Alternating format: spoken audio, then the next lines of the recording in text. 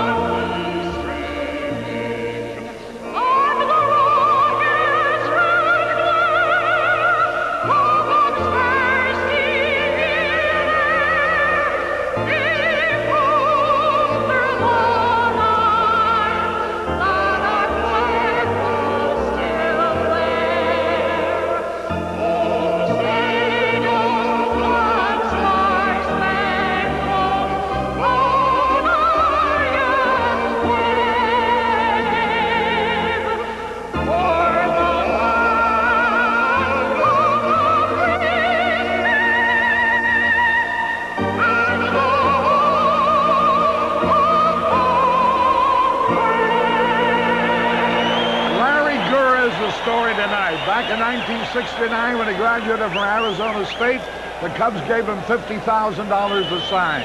In 1970, he won his first Major League victory. Now, some 15 or 16 years later, he's the hope of the Cubs against the Reds. And Harry, he's only had 4 appearances this year. He's only thrown 4 1/3 innings. So stamina's a question, and the Cubs beat around Jay Tibbs pretty well in Wrigley Field. Gave up 6 runs there. All right, we'll be back with the lineups in a moment.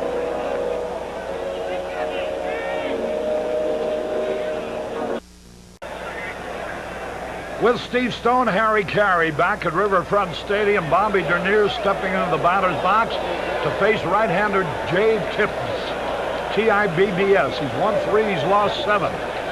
Dernier hitting well against his Cincinnati pitching staff. Takes a fastball outside. The lineup for the Cubs: Dernier at center, Sandberg at second, Lopes in left. Here's the windup, the pitch. There's a smash up the middle, a base hit. And Bobby Dernier is on there.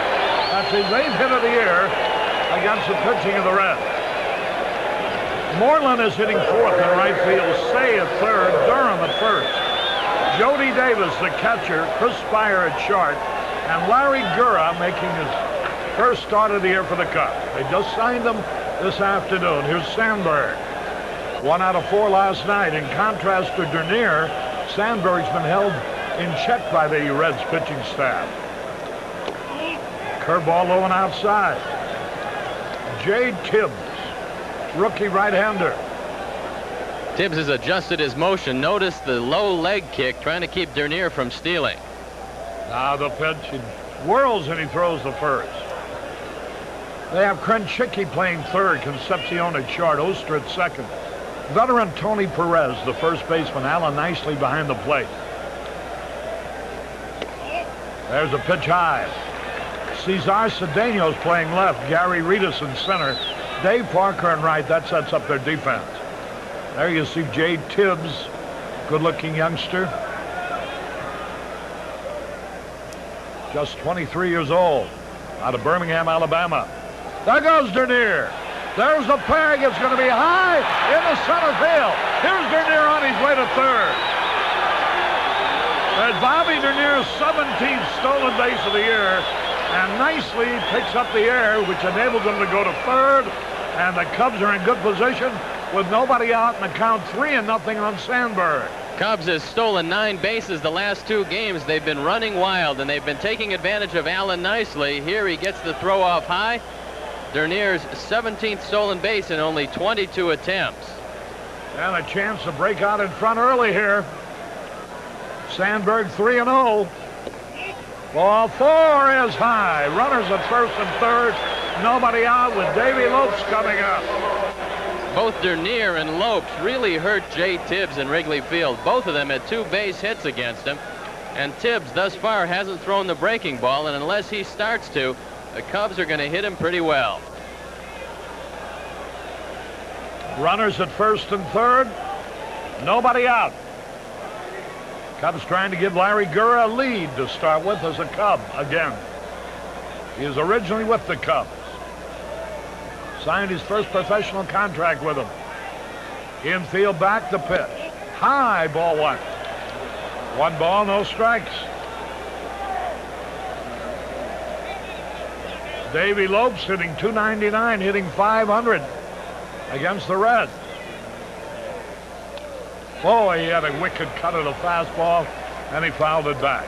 Tibbs is not a strikeout pitcher. He's a sinker baller. In his last 5 starts, he's walked 15 men and only struck out 7. Now ready? A high fly ball left center field, deep enough to score the run. Gary Reedus makes the catch. Here comes Dernier.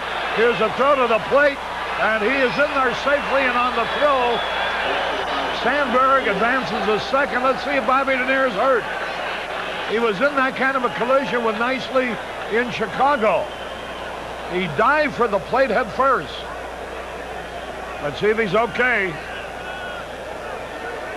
I think he's got a lot of the dust around home plate in his eyes, Harry. That's one of the things that Tony Garofalo's looking at. He scraped up his shins against Alan Nicely last time he slid. This time you can see he gets his head right into the left shin guard. He's got a little blemish on his left cheekbone. What a Gary Reedus showed you a powerful throwing arm. Sacrifice fly for Lopes. His 19th run batted in. The Cubs lead 1-0 Sandberg in scoring position. Harry, you just saw why going into home plate head first into the catcher is a terrible idea. He's got all that equipment, and you can see Bobby Dernier takes a good shot. Here's Moreland, who had 3 out of 4 last night, hitting .290 for the year. Sandberg a lead. Curveball outside. 1 ball, no strikes.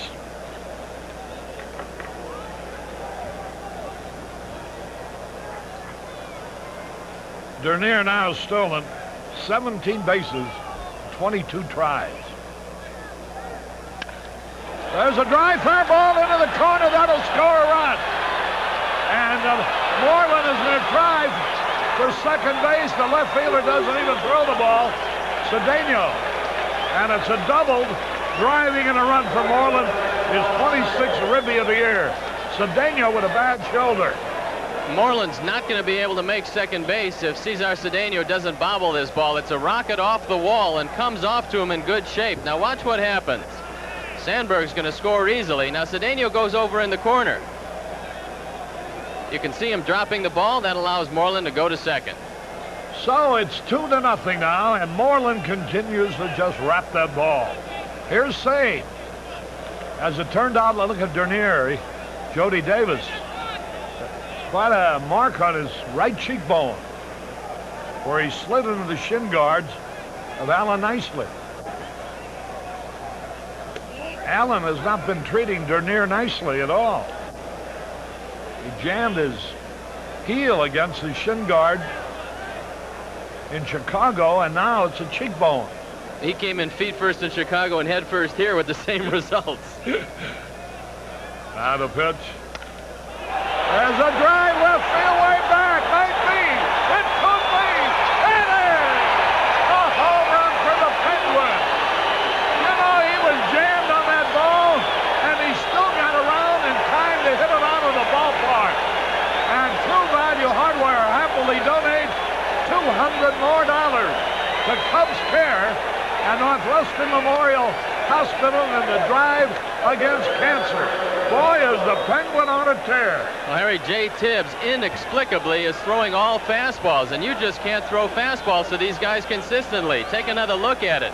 It's high and inside, right in the eyes of Ron Say. That's home run number 9, RBIs number 18 and 19, and that brings Jim Cott off the bench for an emergency meeting, and the bullpen is busy. 4-0 in favor of the Cubs. Larry Gurra is probably thinking to himself, oh boy, this is the way to break in. This is easy in this league. You get 4 runs before you ever start. Who do you think?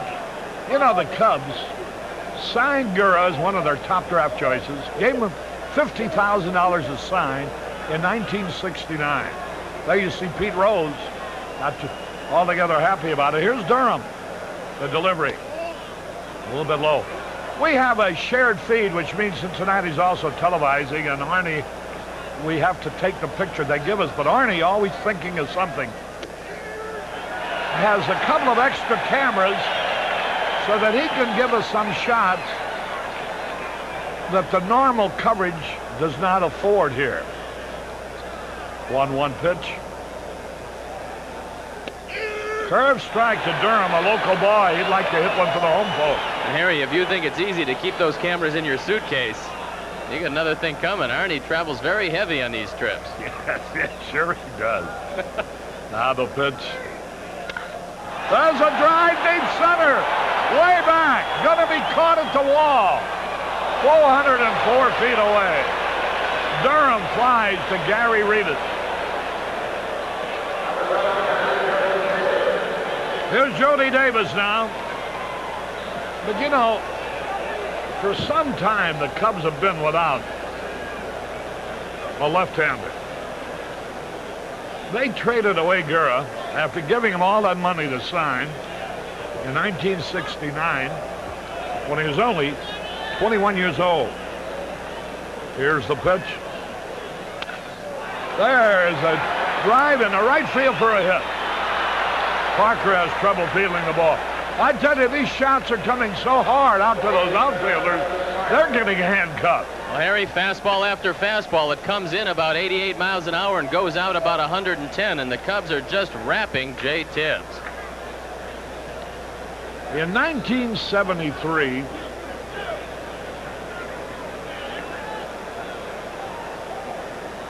the Cubs traded Gurra to Texas. A name that I'm sure is not familiar to your household or to mine. For a pitcher named Mike Paul. He was a left-hander, as I remember. Left-hander who came up with Cleveland. Here's the pitch is fire low. 1 ball, 1 strike. Gurra went on to have a long and fine career with first the Yankees and then Kansas City. There is a drive, but it's fouled in the right field corner. Whereas Mike Paul, I'm sure, did not last very long. 1-2 the count.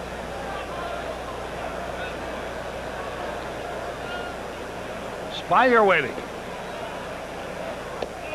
And it's low and outside to even the count. 2-2. Jody Davis at first base. 4 runs are in. Ron Cey driving in the last 2 with his 9th homer of the year. He's now driven in 19 runs. He foul tips into a strikeout to retire the side. 4 runs, 4 hits, 1 error, and 1 left. We go in the bottom of the first, Cubs leading 4-0. Harry Carey back at Riverfront Stadium where the Cubs have just jumped into a 4-0 lead.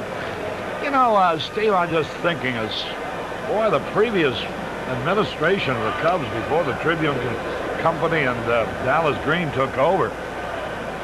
You know, this is just a classic example. They must have made an awful lot of bad deals. Well, they did, Harry. There's a lot of guys. What did they get for you? Well, they got nothing for me because they let me just go as a free agent. Next year, I came back and won 15 games because Roland Heeman had some faith in me. This was 1976, and they had been in a habit of trading away guys like Bert Hooton. They gave away Dave LaRoche, who had a fine year after that. And then when I wanted a contract from him in 76, they really never offered me one. I went into the free agent market, was 15-12 with the White Sox, and the Cubs were really still struggling for pitching. Then you went on to become a Cy Young Award winner. Gary Reedus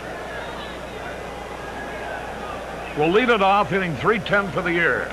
Now, you could tell from the reaction of those runs being scored in the first inning. A lot of Cub fans are here. Gary Reedus hitting .310 for the year. Good right-hand hitter. Strike is called.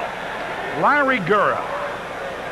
The Cubs thought so much of Gura that they drafted him number 2 in 1969, and he's never pitched below AAA. They sent him right there after a 19-1 season at Arizona State, where he was an All-American.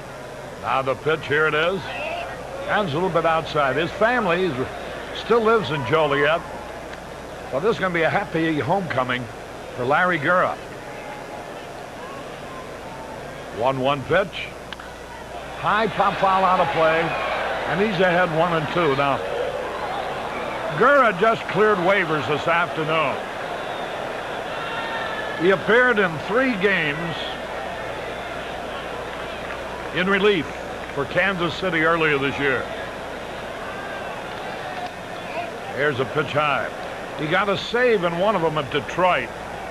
No decision in the other 2. Most he pitched this year has been 2 1/3 innings. 2 balls, 2 strikes.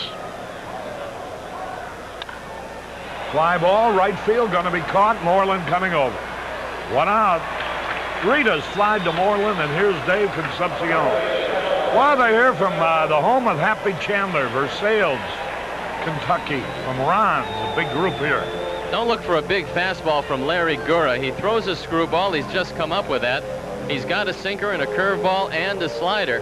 But one of the advantages about not being a fireballer is that when you go to try to make a ball club, they can't say you've lost anything because you never had a fastball in the first place. He takes something off here and puts something on there, and he throws a strike. And that's what he does best.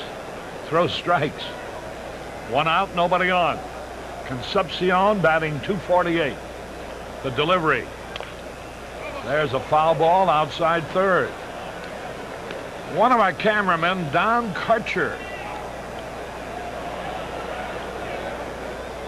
His parents watching the game in Burlington, Wisconsin.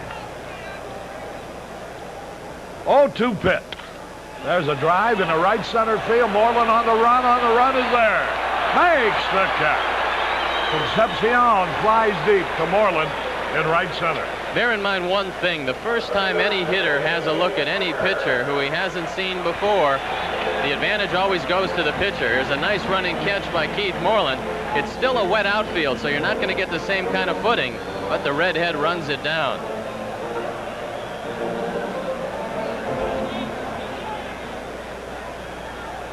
The Wales family from Rockford, Illinois, here with a group. 2 out, here's Dave Parker. His 17-game hitting streak was stopped last night. There's a drive in the center field, going to be caught. Bobby Dernier's waiting for it. Parker line to Dernier. 1-2-3, nothing across. At the end of 1, the Cubs are out in front, 4-0. With Steve Stone, Harry Carey back at Riverfront Stadium, where the Cubs are leading 4-0. Here's Larry Gura. Gura hasn't been with the Cubs since 1973. I dare say that's the last time he batted in a game. He's been in the American League since, where they have the designated hitter. Here's the pitch. And the left-hand hitter, as well as the southpaw pitcher, takes a fastball, low ball 1. Now the delivery. Low inside ball 2. You know, you might be right. Alan Nicely might have something wrong with his fingers. The only finger he can put down is 1. That's all this kid has thrown is fastball.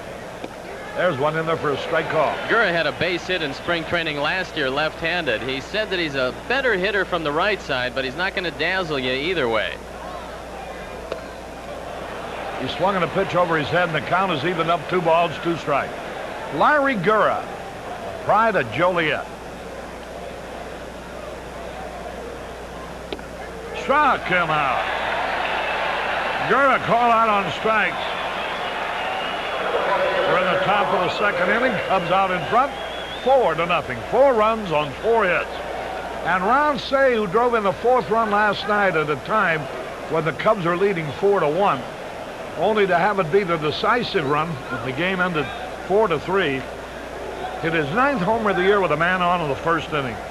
He's really been on a rampage. Dernier's got to make friends with Alan Nicely. Nicely's been killing him on plays at the plate. Yeah, but Dernier's been killing him, stealing bases. 1 out, nobody on, the pitch. That might be why he's blocking Dernier off and sliding into home. Say's home run. There's a pitch a little outside.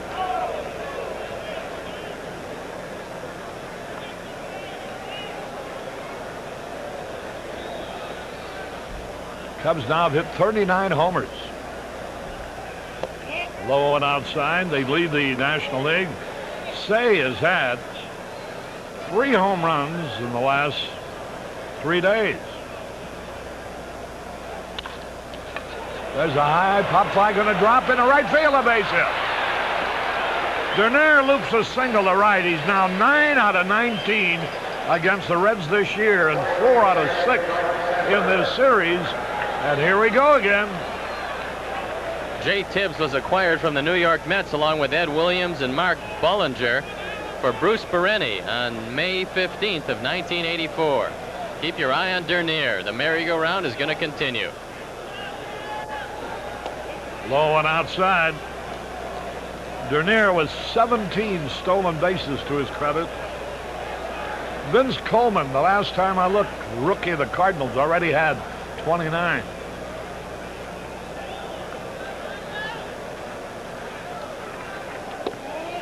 There's a pitch a little bit inside.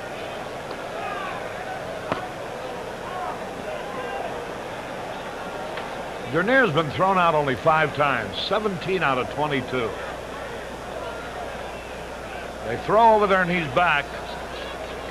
Cubs have stolen 56 bases in 69 attempts. That's over 81% success rate. Again they throw over there.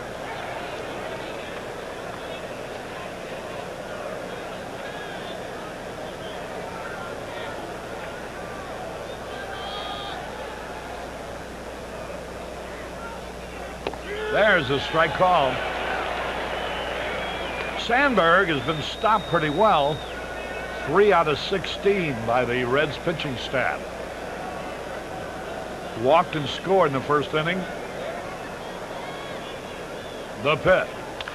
Smash. Looks like a double play out at second. Out at first. That ball was hit like a bullet right at Krenchicki. 5-4-3 and out. No runs, 1 hit, no errors, nobody left. We go to the bottom of the second. Cubs lead 4-0. Harry Carey back in Cincinnati. Alan Nicely will be leading it off, hitting .333. You're watching Cubs baseball, coming to you through WGN Channel 9 Chicago, America's #1 sports station, where the news will follow the ball game. Here's Nicely, and here's Gurra's first pitch. A little wide at the belt. Nicely has hit both of his home runs against the Cubs this year, both off Eckersley. Now the pitch. Foul back. And the count evens up, a ball and a strike. Larry Gurra on the hill. Slim left-hander. There's a good look at him. 37 years old, in great shape. Now the pitch. Curveball a little bit low. He's got to be careful with Nicely. He's been hot since being promoted from Denver. He's had 11 RBIs in the 10 games he's played. 4 of his 11 have been against the Cubs. I got it. Whoop. Right below is here. Come on out from under the counter. I'll protect you, Steve. I've seen your hands. Forget it. 2 balls, 2 strikes. Right-hand hitter waiting. Larry Gurra.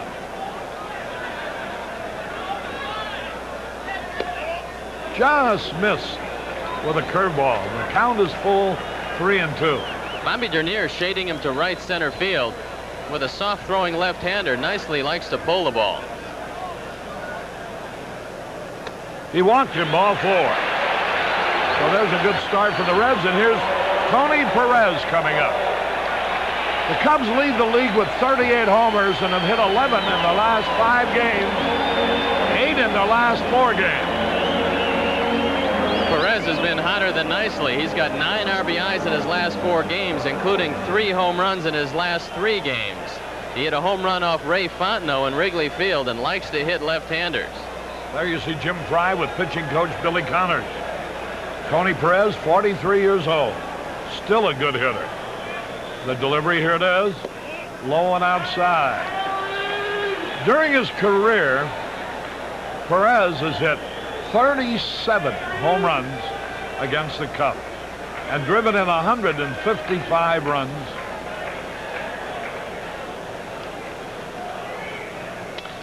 Line drive over Sandberg's head. A base hit. Perez hits a bullet of the line drive. Sandberg leaped in the air, but could not quite reach it. Here's Cesar Cedeno hitting .240. Larry Gurra said that he's probably going to start out strong, but he's worried about his control and stamina. This is a screwball away from Perez that he went with and hit it well. You got to figure with no appearances since May 3rd, he's just feeling his way around that mound. He'll get stronger as he goes along in his performances with the Cubs. Runners at first and second, nobody out. Cedeno hitting .240 with no homers and 12 RBI. Cesar Cedeno. There's a high pop foul out of play.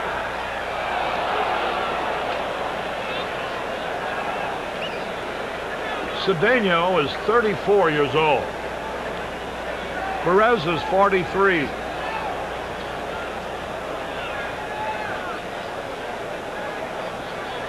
Now Gurra's pitch. Curveball low. The Avila family from Muncie, Indiana here. Also the Estes from Muncie. A lot of Indiana fans. Cedeno was lightning fast, but having a few leg injuries, he's slowed down about 2 or 3 steps, and he's a good candidate along with Perez for a double play. 1-1 pitch. Double play ball. Say is going to tag the runner. He was off balance. He went to his knees and then he stumbled. He wanted to throw to second. He had a great shot at the double play. But when he sort of lost his balance tripping off the turf, he had to be content with tagging the runner coming into him. Well, this is 2, but he does make sure of 1 when the timing of the play was thrown off. Throws a fielder's choice, nicely being out. Say unassisted. Here's Ron Oster now, batting right-handed, a switch hitter.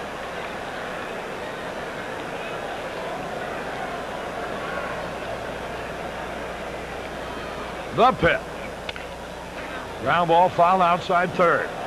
Here's some friends of Andy McKenna. Chris Schmiel, formerly of Michigan City, now living here in Cincinnati. And they're also here from Glen Ellen. And the Tudors from Kokomo, Indiana. That's got to be one of my favorite towns. You know what that is spelled backwards? Omakak. I got it, I got it, I got it. Boy, I almost had one. Boy, if your arms were a little bit longer, you'd have had a souvenir. If I'd have had my net, I'd have had a souvenir. It can fit in your suitcase. Bring it on the road. There you see Ron Oster, a handsome young man. Outside.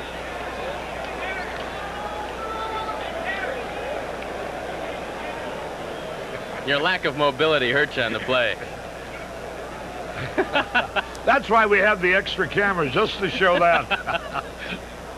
Here's the pitch on the way. Fouled again outside third base. Yes, sir. Kokomo, Indiana. Spelled backwards is Omokak. Oster's hitting .353 from the right side, .292 from the left side, but he says he's a better left-hand hitter. His left shoulder is still bothering him, and he says he has pain when he swings. Now Gurra ahead on the count, 1-2.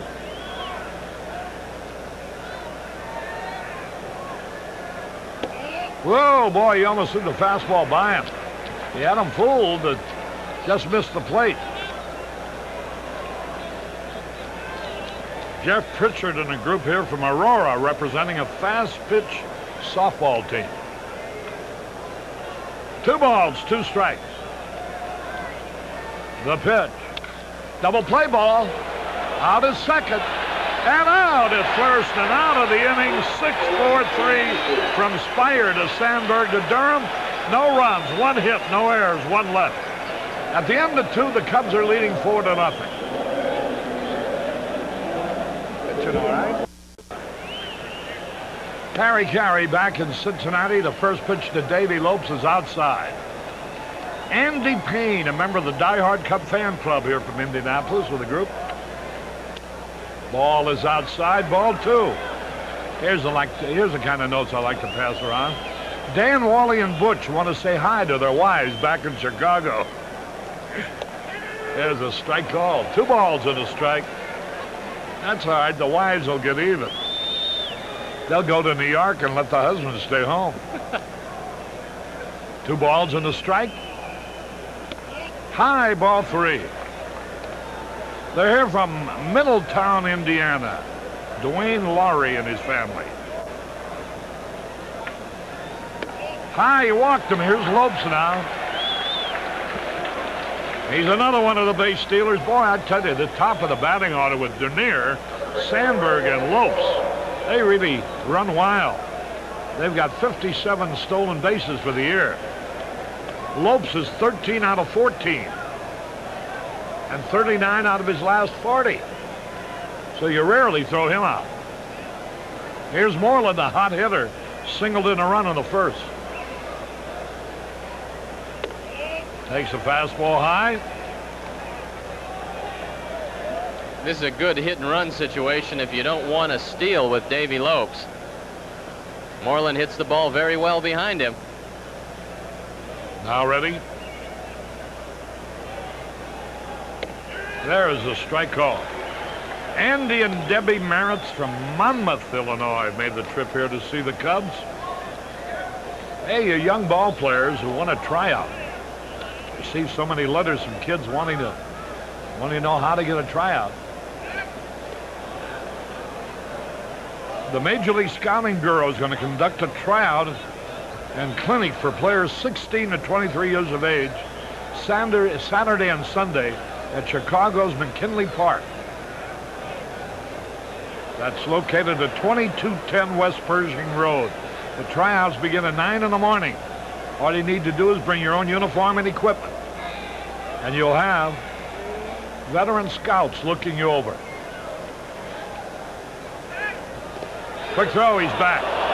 So if you're between 16 and 23 and you want to try out Sunday and Saturday, June 15th and 16th, at McKinley Park on West Pershing Road, all you got to do is show up at 9 in the morning. He's getting a very good lead against Jay Tibbs. He's seen his best move and realizes he's not going to be able to pick him off unless he breaks wrong. There's a pitch outside. 2 balls and a strike. They're here from Danville, Illinois. Janet Payne and Brett McCreevy.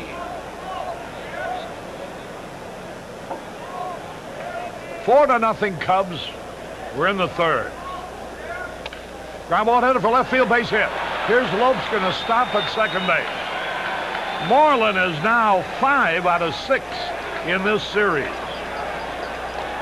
The effect of a fast man at first base has unsettled Jay Tibbs. He's using that low leg kick, and he doesn't get near the same stuff on the ball with a man at first as he does from a windup. Some pitchers have a good stretch. They can get the same stuff on the ball. It looks to me like Tibbs is going to have to alter his motion somewhere down the line, or when men get on the bases, he's going to give up a lot of base hits. Jim and Maureen Such of Columbus and Joe and Stacy Sweeney from Cincinnati here pulling for the Cubs. Here's Ron Say. Swings and he misses. Say homered with a man on in the first. Frank Pastore in the bullpen. This is the 2nd time he's been up. 4-0 the Cubs lead, top of the 3rd. 4 runs on 6 hits. Runners at first and second with nobody out. He held up on the swing. They appealed to the first base umpire. And the count is evened up at a ball and a strike.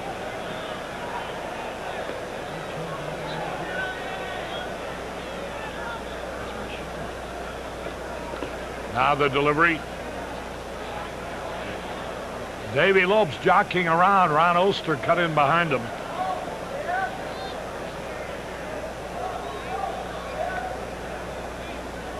Now ready.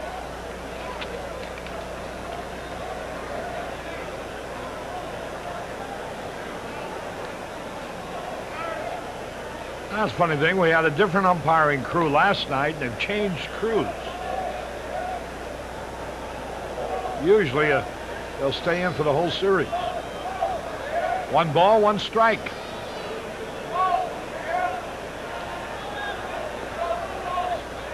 The pitch to Davy Lopes, to Ron Say, drilled, foul. Davy Lopes bouncing around at second base as if he has an idea of scoring. The ball boy made a fine catch of a ball as it caromed off the wall in the left field corner. There is the kid. Big thrill for him. Ron Say waiting. He's in the hole now, 1-2. He's had a couple of good rips up there.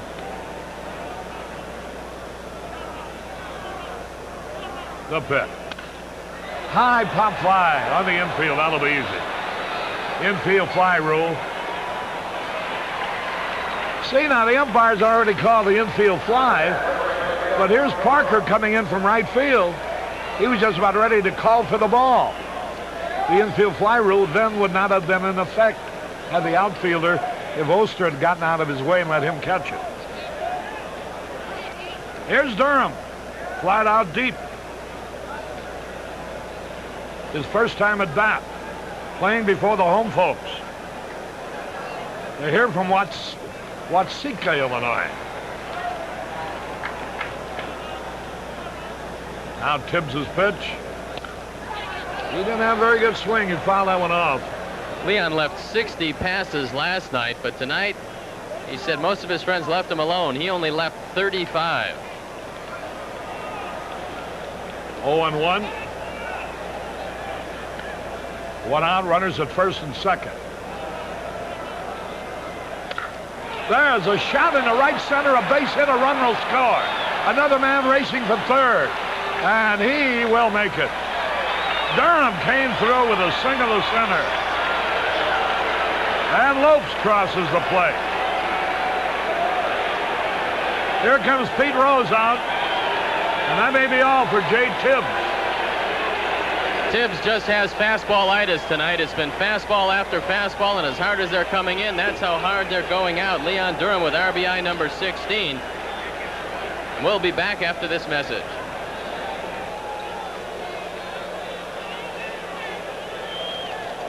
After an inning and a third, and tonight he's knocked out after 2 1/3.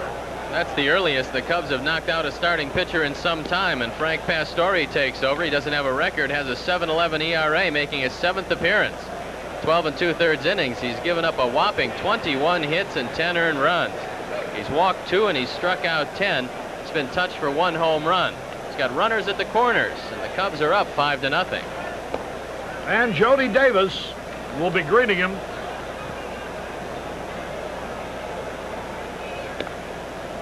Terry Self from Bloomington, Indiana, the home of Bobby Knight's University of Indiana basketball team. Jody Davis single his first time up. You hear Bobby Knight's line? He said when the season's over, he should become a furniture salesman. He could sell the tables, and then he would throw in the chairs. Yeah. He's a great coach, a great fella, too. Jody Davis. Runners at first and third. And Pastore almost threw the ball away. Good save by Nicely. Frank Pastore on the hill. The Cubs are leading 5-0. Frank's name has been mentioned in trades around here. Had a disastrous year last year, 3-8 with an earned run average over 6. There's ball too low. Father Sam Gugliardo of St. Thomas Church of Crystal Lake, Illinois here with a group. 2 balls, no strikes.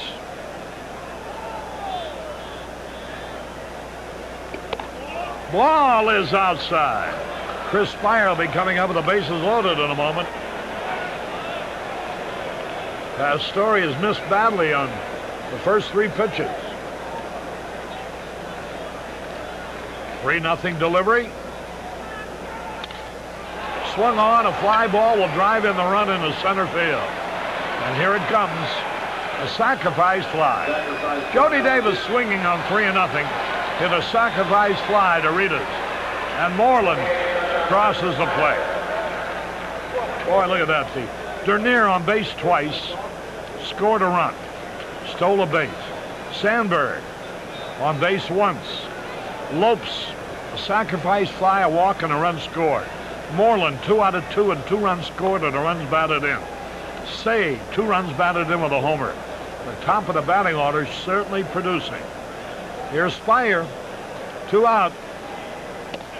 Curve in there, a strike call. They're here from Cedar Lake, Indiana, pulling for the Cubs.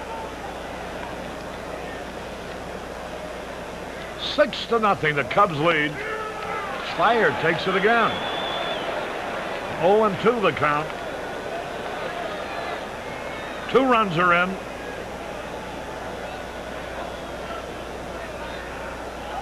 Pastore ready.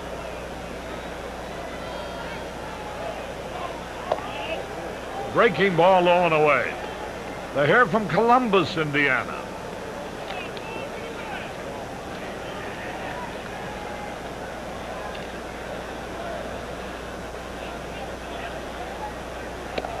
Strike 3 is called for the 2nd time in a row. Spire ends the inning with a strikeout. 2 runs, 2 hits, no errors, and 1 left. We go in the bottom of 3rd, 6-0 Cubs.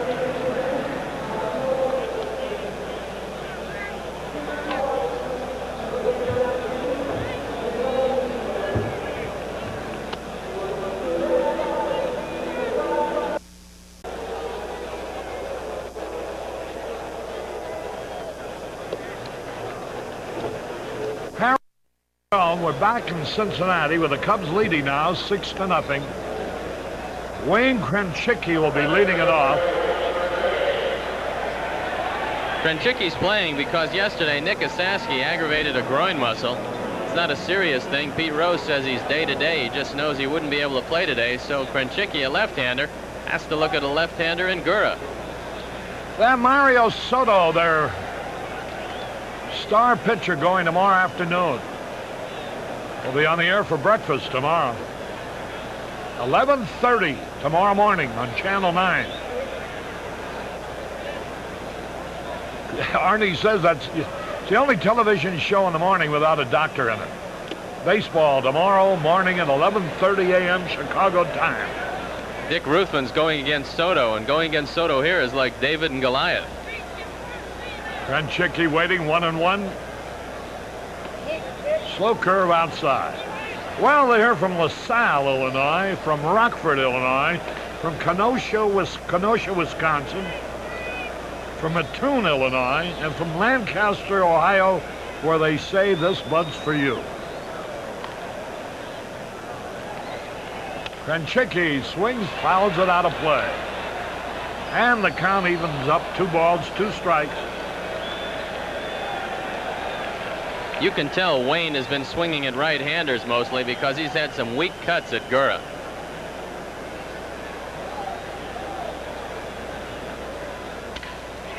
And there's a little looping liner, and Chris Spire makes a good running catch. Nice play. Busted his bat on that. Spire had to run a long way to his right and caught the ball for the out. You can see the head of the bat flying out towards Larry Gura. Chris Spire comes over, makes the play.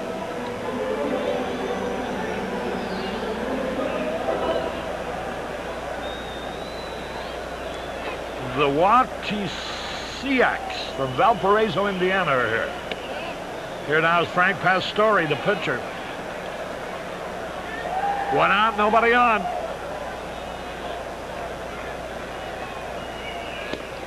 Swung and he missed. The count evens up.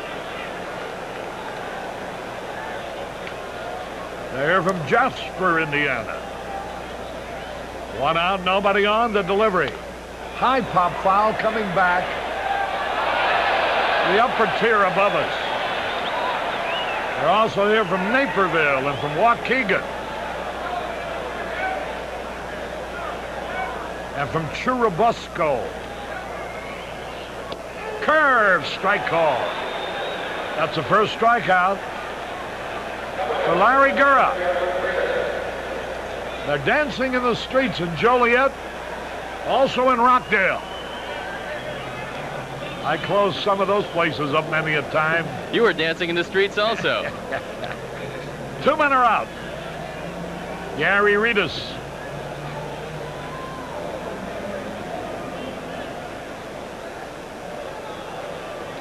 Bob and Esther Charlton are here with relatives back home in Glen Ellen.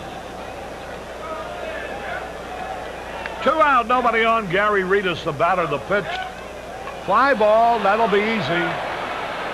Dernier waiting. Easy out.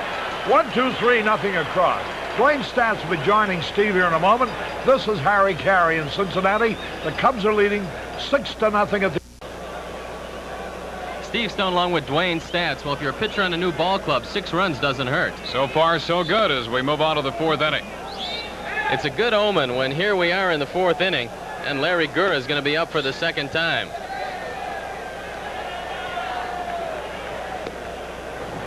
Frank Pastore on the mound in relief of Jay Tibbs, who wasn't around very long. Tibbs threw 2 1/3 innings.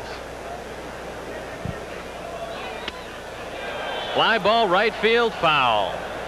Larry Gura had a pretty good cut at that. He said before the game he wasn't a good hitter left-handed. He proved it in the 2nd inning when he struck out looking, and he cracked his bat that time. Steve, he was looking over the bat rack earlier, trying to select a bat. Somebody asked him, what do you look for in a bat? And he says, cork. What else? He wouldn't find any in the Cubs' bat rack.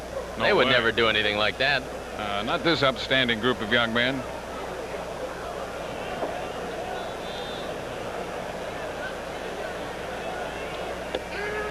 Strike 2. Cubs with 6 runs on 7 hits. The Reds with only 1 run, no runs, 1 hit, and 1 error. Strike 3, swinging. So far, the book on Gura is that he's a free swinger. He'll chase a pitch out of the strike zone, so you don't know how to pitch him. Yeah, when the pitcher turns it free, he's going to be swinging. The top of the order in Bob Dernier, who's had a fine night, 2 for 2. He's got that batting average up to .265, and like so many of the Cubs, he's come from a long way back. Bobby scored a run in the 1st inning.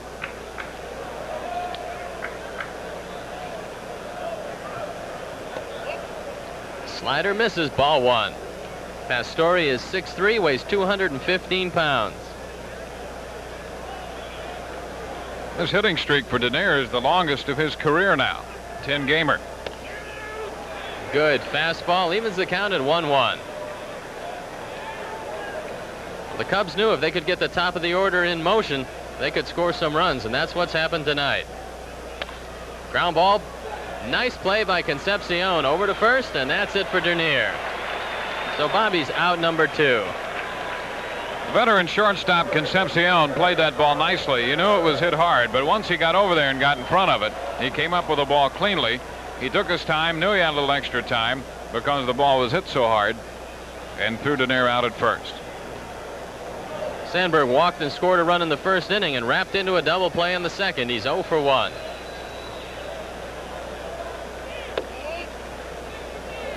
Fastball misses, ball 1.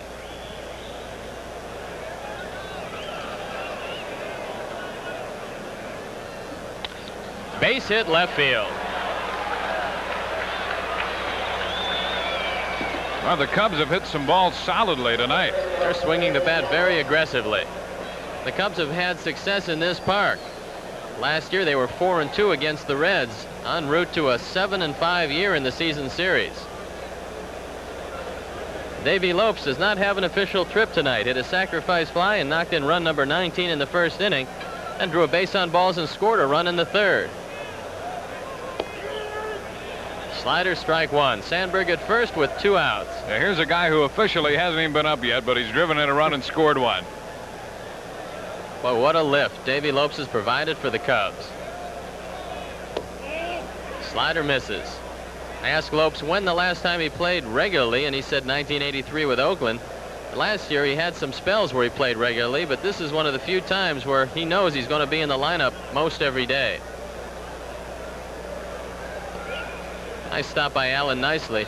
Gary Matthews was disabled today. He went on the 15-day disabled list, and he will have arthroscopic surgery tomorrow morning. So let's wish him a speedy recovery and hope the Sarge gets back and in good form in due dispatch.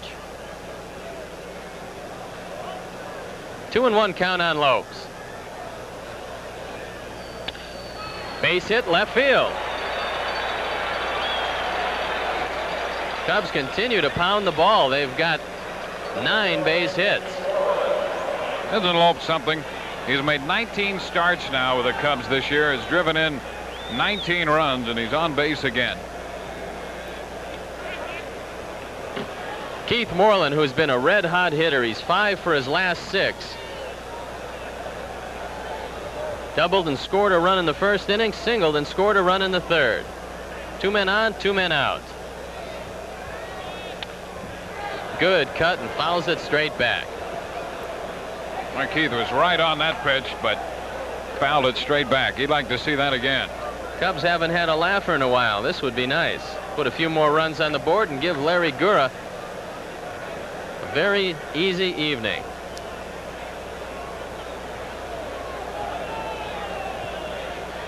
Well, if this doesn't make him feel welcome with his new team, nothing will.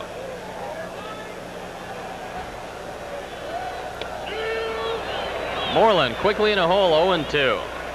The only question mark about Larry Gura now, Dwayne, is how long can he possibly go? He pitched May 3rd. He only has thrown 4 1/3 innings this year. So you got to be concerned about his stamina. But right now he's coasting along.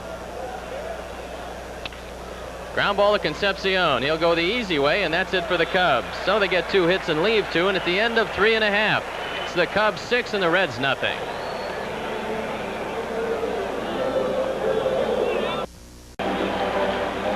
Dave Concepcion to lead off the 4th for the Reds. Concepcion fly deep to Keith Moreland in the first inning. Keith making a long run and a nice catch.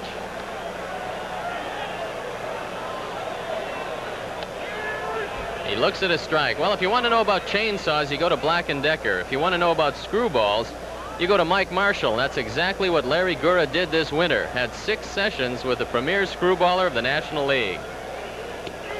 Strike 2. He knew that Marshall lived just north of Tampa, so he went down and talked with him at week intervals.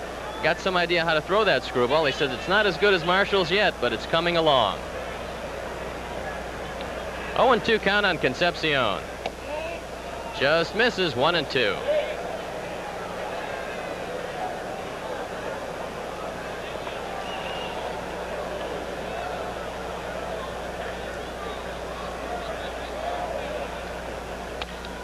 Base hit left field. The second Reds hit.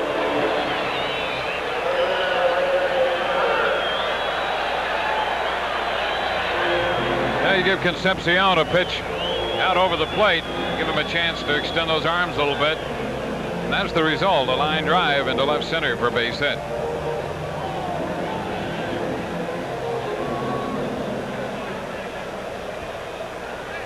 Dave Parker steps in. He flied out to Bobby Dernier to end the first inning. And he hit the ball hard, as he has done the last 2 nights. Breaking ball misses, ball 1. Davey Concepcion at first. Nobody out here in the Reds' 4th. Gura's been nice and fluid with his motion. Sort of a slow motion, and every once in a while that ball will get up there a little quicker than the hitter may anticipate.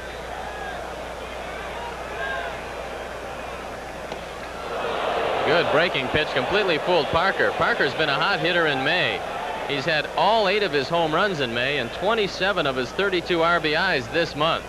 That time the pitch didn't get up there quickly enough for Parker. He is geared up for the fastball. They called him the Cobra in Pittsburgh, as he just unwinds on the ball. Chopped foul.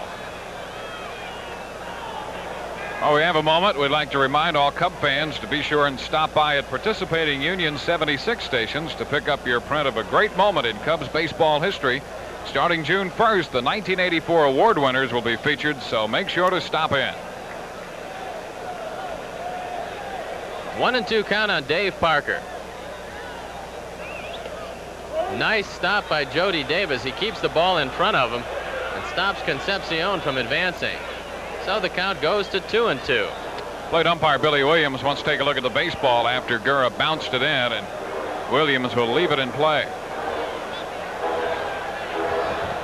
Unusual umpiring setup. We have a different crew than we had last night, and they very rarely will change in the middle of a series.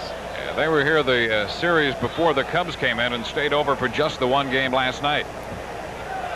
2-2 pitch. Ball 3. Allen Nicely on deck. Well, as you pointed out, Steve, the longest Gurra has gone this year is 2 1/3 innings against Toronto, and that was on the 24th of April. His last outing just a 1-inning stint on May the 3rd. Base hit, right field. Concepcion going on the pitch. Easily makes it to third base as Moreland gets the ball back in.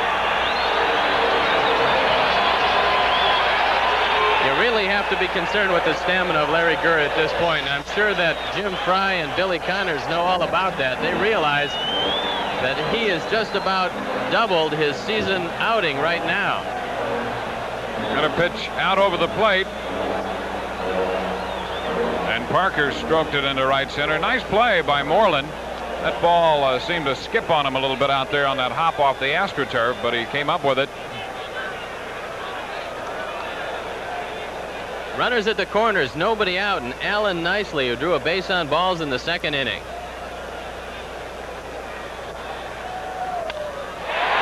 Base hit left field.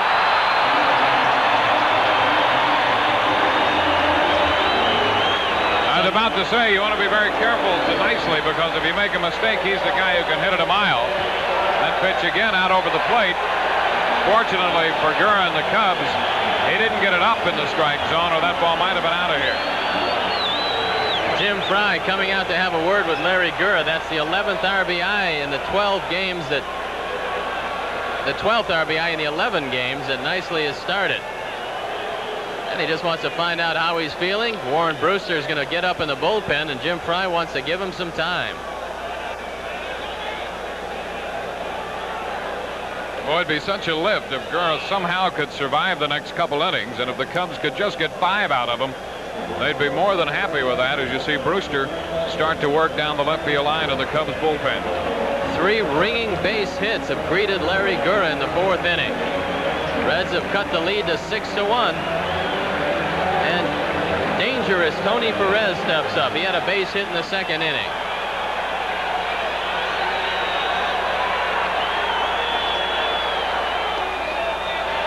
Looks at one down, ball 1. Gurra is a type of pitcher who will like to keep the ball away from hitters to try to stay away from their power. But Perez has good power to right center field. He can hit the ball on the outside part of the plate a long way. So this is a special challenge for Gurra to pitch to Perez. Long drive left field. Back goes Lopes. The ball's gone.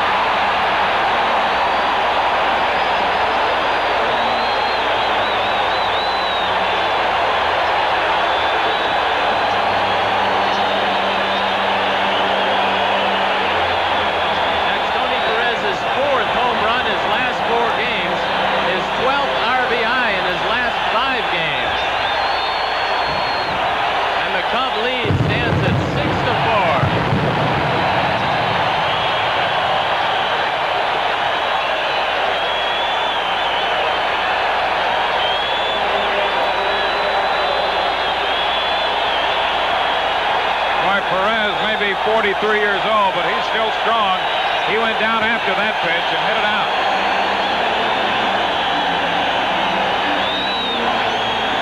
Tony Perez taking an encore as Cesar Cedeno steps up. Gurra throws a fastball, strike 1. Cedeno grounded into a fielder's choice in the second inning.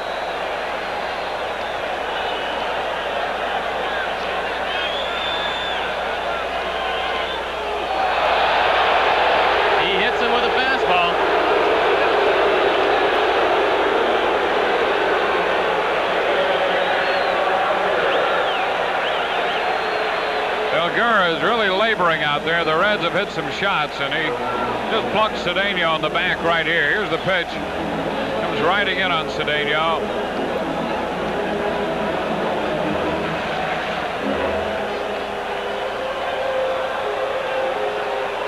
Ron Oster, who grounded into a double play to end the second inning, is up. And Jim Fry is very concerned as he looks out at that man. 2-run lead now for the Cubs.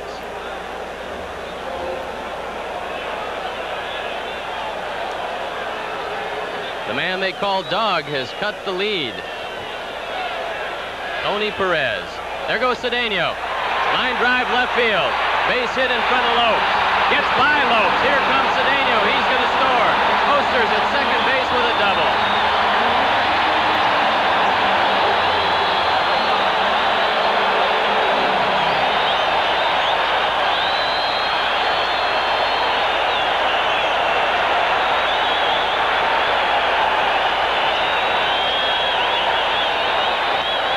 Continue to hit some shots off Gura.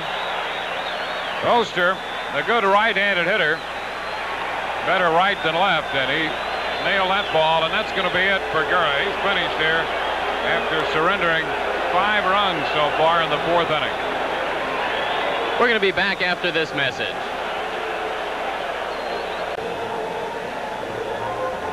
Larry Gura saw his lead disappear like your paycheck at the end of the month, and Warren Brewster comes in. Brewster makes his 10th appearance. He's 0-1 with a .253 earned run average. 3 runs all earned on 11 hits and 10 2/3 innings. 3 strikeouts and 6 walks. He last worked in the Sunday game against Houston at Wrigley Field, working 1 inning and giving up 2 runs on 3 hits. Want to say hello to Tom McNally, who's in Loyola University Medical Center. He's going to undergo surgery tomorrow. He said if the Cubs won, he'd do it without anesthesia. Cubs better hurry and hang on here. Wayne Krenchicki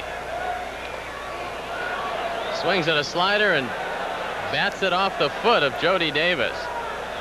Krenchicki popped up weakly to Chris Spire in the 3rd inning.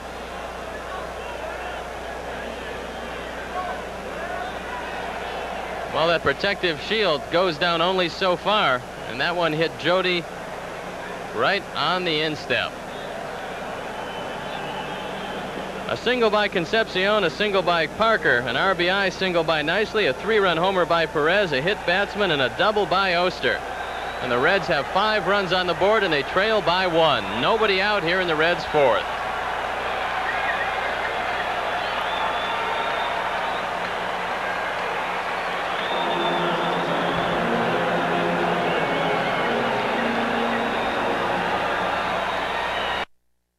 For the sinker. Fly ball right field. Keith Moreland coming on. The long run.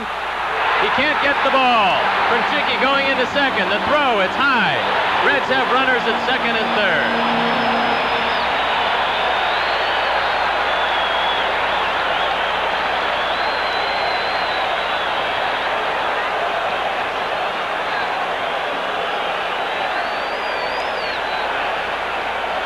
Krenchicki hit the pitch off the outside part of the plate and down and pulled it into shallow right. Moreland tried for the shoestring catch. Fortunately for the Cubs, the ball hit Moreland and stayed in front of him. It's a double for Krenchicki. Oster had to hold up, and he could advance only to 3rd. Dwayne Walker is going to hit for Frank Pastore. Walker looked at 3 sliders from Lee Smith last night. He's hitting .207 as a pinch hitter. He's 1 for 14, that one being a home run and 2 RBIs.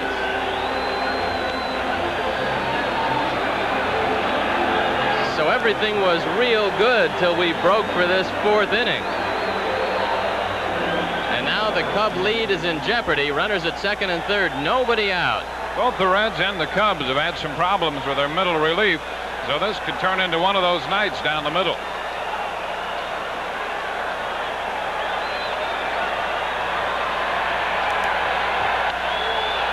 Just foul, a rocket down the first baseline.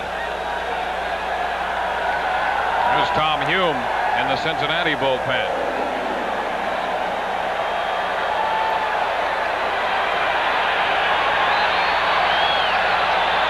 Cincinnati putting together a big inning against Cub pitching. Larry Gura just ran out of gas.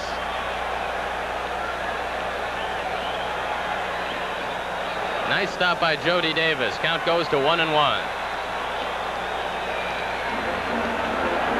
Infield back, conceding the run if it's hit to anybody but Warren Brewster or Ron Say.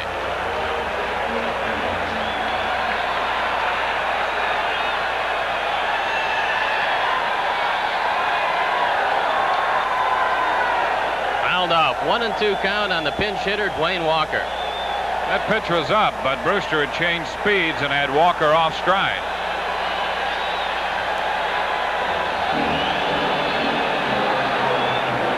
The Reds have not had a lot of success in their home ballpark. They're 9-11 at home, 13-10 on the road. But tonight, they're seeing the ball pretty well. Fouled off. That one right off the foot of Walker.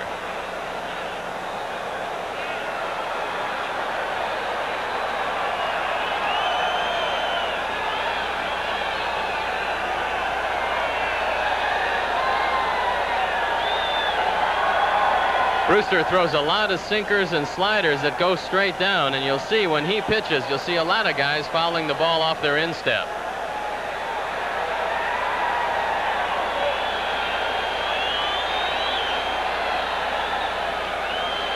Ron Oster at third, Wayne Krenchicki at second. Nobody out here in the Reds' fourth.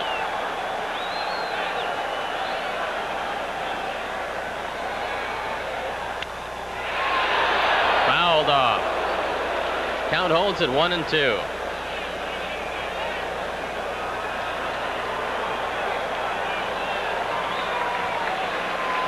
Gary Reedus in the on-deck circle. I think it took him a shorter period of time to build the Sears Tower than it has for the Cubs to get out of this fourth inning. There's still nobody out. This is the 8th man to bat in this inning.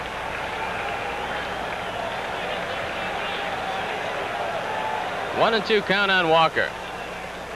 Strike 3. Big strikeout for Brewster. He needed it.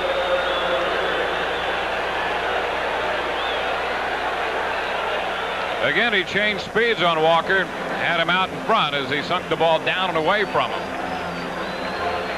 Gary Reedus is the 9th man to bat, and they're going to put him on first base.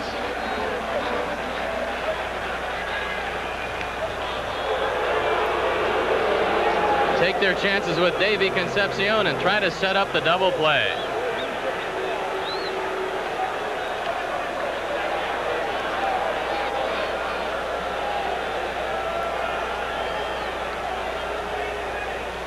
Concepcion is 1 for 2, singled and scored a run to lead off this inning.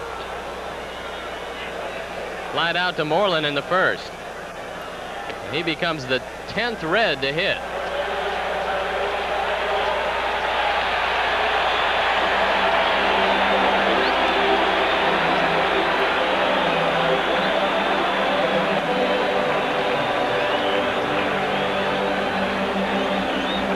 Cubs still clinging to that 1-run lead. Cincinnati now with 5 runs on 7 hits. The Cubs with 6 runs on 9 hits.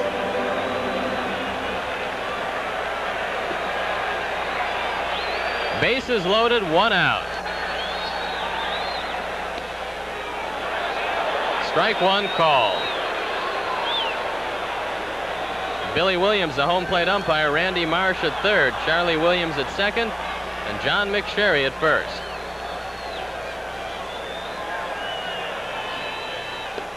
Strike 2. Well, Concepcion traditionally has had trouble with pitches low and away. Likes the ball up like most hitters will. But Brewster's made 2 good pitches on him. Down and away. Concepcion has shown some power. He's got 4 home runs and 12 RBIs. The average at 252. Just misses low and away. The count goes to 1-2.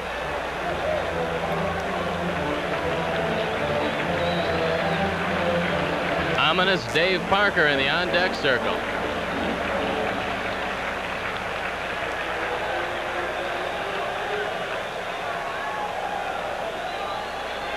Big pitch for Brewster. Jody blocks it. Count goes to 2-2. Well, we're at the point now where Brewster has a very big pitch to make on Dave Concepcion at 2-2, and the bases full of Reds.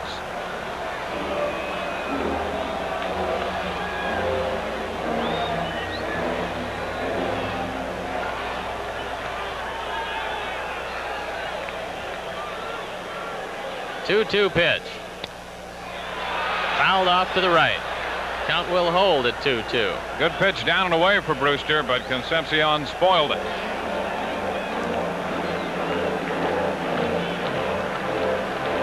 Navy back at his familiar shortstop position, was forced to play third last year as they gave Tom Foley a chance to play short.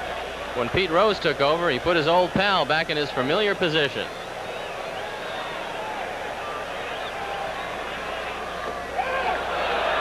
Strike 3. The appeal to John McSherry says he went around. Well, Concepcion stands there in disbelief. Meanwhile, Jody Davis are going to call time and talk it over with Brewster.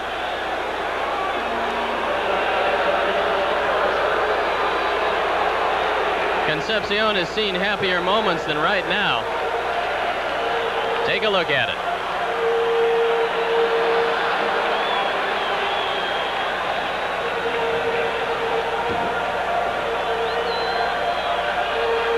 John McSherry said that's it. And Dave Parker now will hit with the bases loaded and 2 outs. 2 big strikeouts by Warren Brewster. Somehow you were really hoping, you'll take the strikeout, but you were really hoping for the double play with Concepcion up there. With this guy coming up next. Parker has a single this inning. You're watching exciting Chicago Cubs baseball over WGN TV Channel 9 Chicago, America's #1 sports station. Ball 1 count to Parker. They've hitting .380 for the month of May.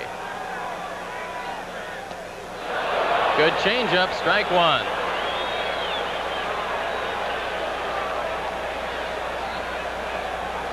We talked about Parker set for the fastball and the way he uncoils up there with that stroke.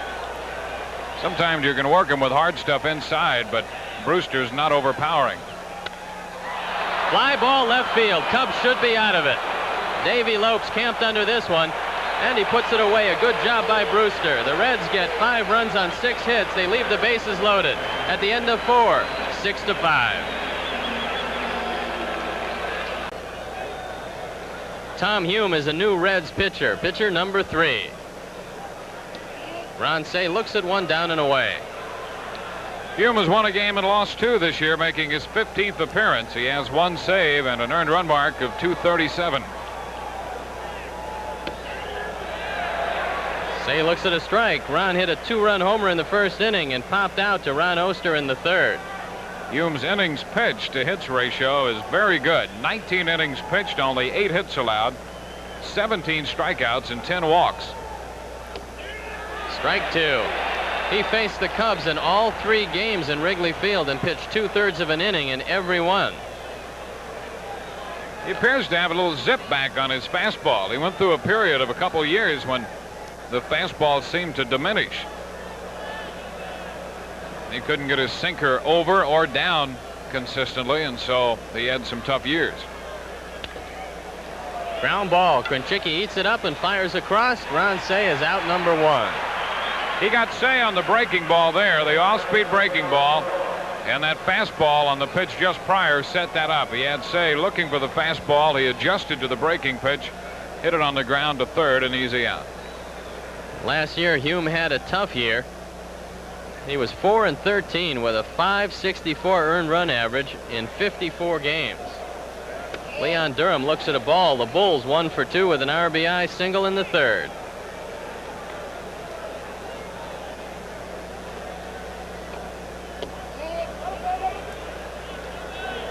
Hume falls behind 2-0.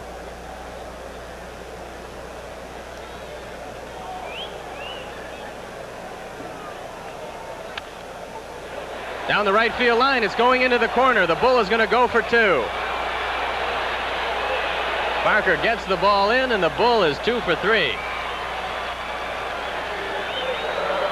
It's nice to see Durham swing the bat the way he has been lately. He had a hit last night, and that's, as you mentioned, his 2nd hit tonight.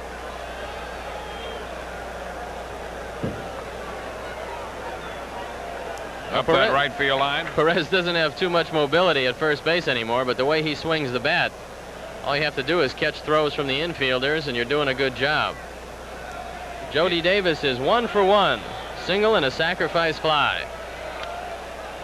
Pitch foul back.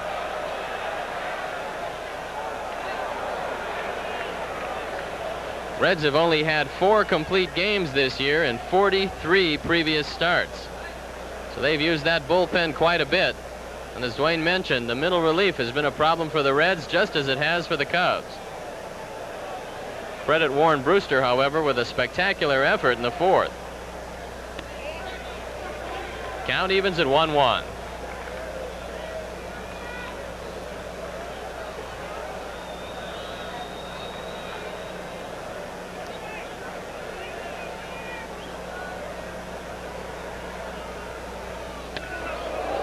Pushes Jody back. Hume trying to establish a little control of the situation there with this pitch, moving it up and in. He's fairly quick tonight with some of his pitches. Well, the Cubs have been hitting the ball very well, and Cedeno got hit by Gura, so perhaps that's a even up job. 2-1 count to Davis. Leon Durham leads away at second. Tapped foul.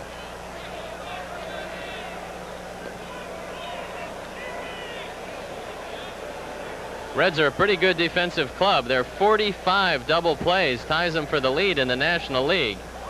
And now with Ron Oster healthy, that double play combination is intact. 2-2 count on Davis with 1 out in the 5th. Full count.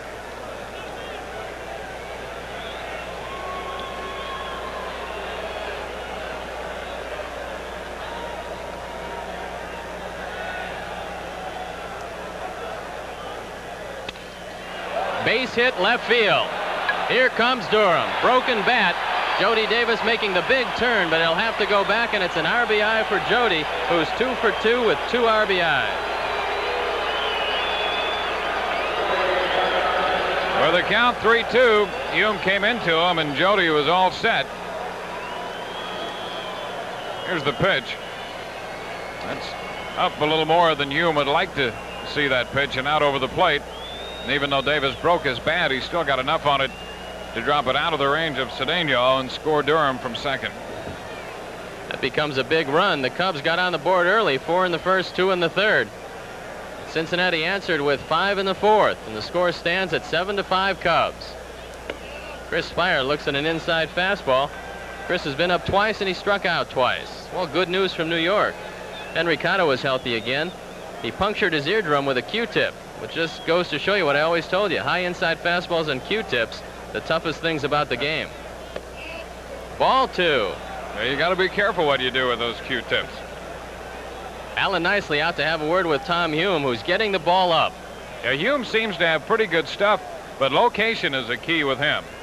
And if he gets the ball up and out over the plate, the Cubs could have themselves another big inning. But if he gets the ball down, he can be very difficult. In his glory years, he was a short reliever, and a good one. He piled up a lot of saves for the Reds. Popped up.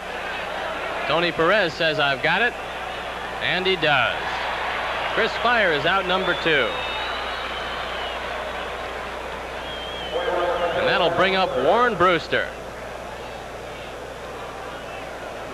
There's a good look at Pete Rose exercising his wrist with the metal bat.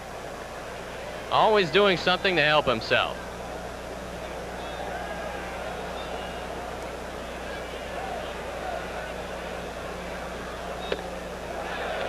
Good fastball, strike 1, and Hume is popping the glove of Alan Nicely. Jim Pry made an interesting observation on Rose today. Of course, Rose will soon have more hits than any fellow to ever play this game at the major league level. He's also made more outs. Pry just reminded him of that. Count 0-2. Jody Davis on first base. Picked up a big run with a broken bat single.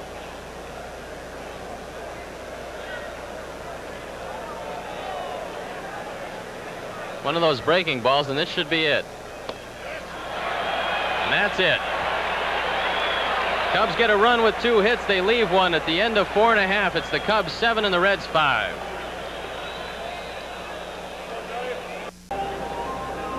We come back for the Reds' 5th. The Chicago Bulls made an announcement today. They fired Kevin Lockery. We wish him good luck in whatever he's going to decide to do. Some scores around the league. St. Louis is on top of Atlanta, 2-0. That in the 4th inning. Pittsburgh and Houston, no score after 2. Toronto and the White Sox, no score after 1.5 with the White Sox batting. That's Steve and Dotson. Milwaukee on top of Cleveland after 1.5, 1-0. And Texas and Kansas City, no score after 2. Minnesota and Boston has been postponed by rain. The other games to start later. Alan Nicely, 1 for 1 with an RBI, and he scored a run. That base hit coming in the 4th when everybody hit. Brewster misses ball 1. Steve Brewster's in a position to pick up a victory here if he can pitch well and hold the Reds for a couple more innings. Ground ball to Say. The long throw. Nice play by Leon Durham. He has to scoop it out of the dirt, and he keeps his foot on the bag. Cubs are helped out by the fact that Nicely was going down the line on that play. Here's another look. See, Nicely, not only is he slow, but he slipped getting out of the box. That really gave the Cubs the edge they needed. He makes up for being slow by being a bad runner on top of it. Nice scoop by Durham over there at first. Tony Perez has been devastating. 2 for 2 with a 3-run homer.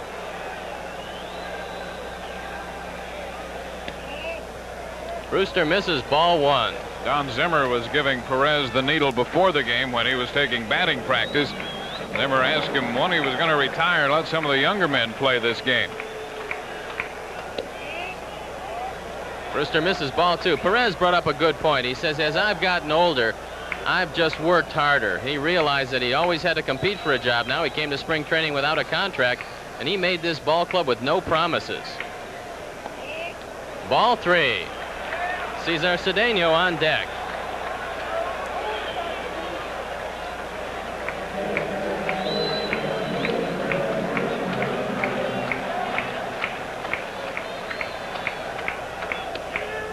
Fastball strike. Cubs with a convenience store effort thus far. 7 runs, 11 hits. That's Billy DeMars giving the signs at third. He walked him. DeMars must have been flashing the home run sign on that 3-1 count. Cedeno's bounced into a force play, and it got hit by a pitch in the 4th. 1 out here in the Reds' 5th.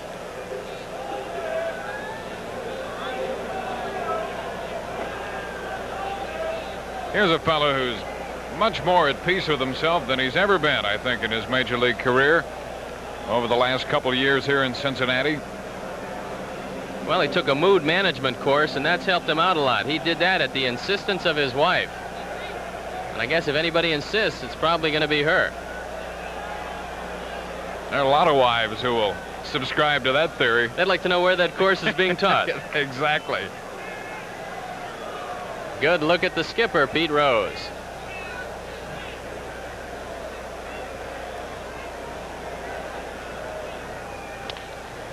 Ground ball to Spire. Over to second for 1, back to first, too late.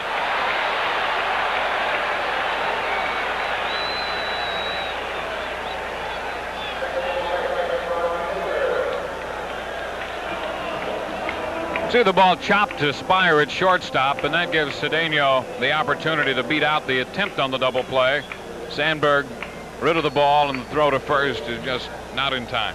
I'll tell you one thing, Dwayne, this is just another ball game in a series of a whole lot of them this year, but this is a big effort for Warren Brewster. If he comes through today, Jim Fry might have some more confidence in that middle relief. And look at Ron Robinson in the bullpen for the Reds. Throw to second. Too late. Cedeno's in there.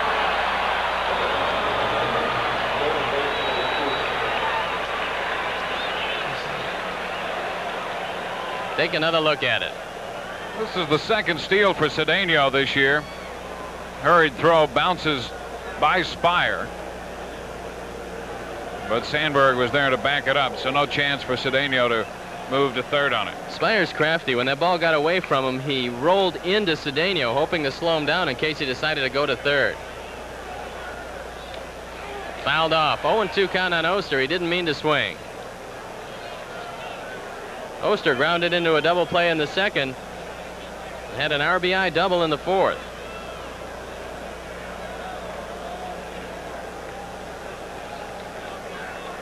They play Ron straight away. Fairly deep in right. 0-2 pitch. Crowds him for ball one.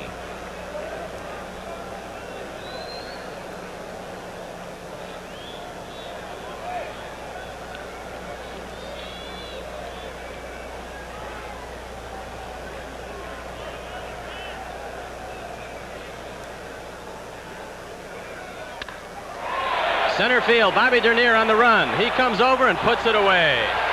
No hits for the Reds. They leave one at the end of 5 full innings. It's the Cubs 7 and the Reds 5.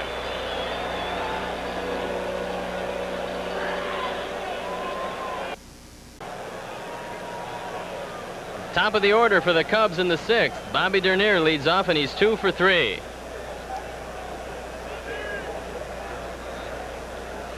Looks out at the third Reds pitcher, Tom Hume, and chops the ball. Here comes Krenchicki. It's going to be a tough play. Fires to first and gets him. Nice play by Krenchicki.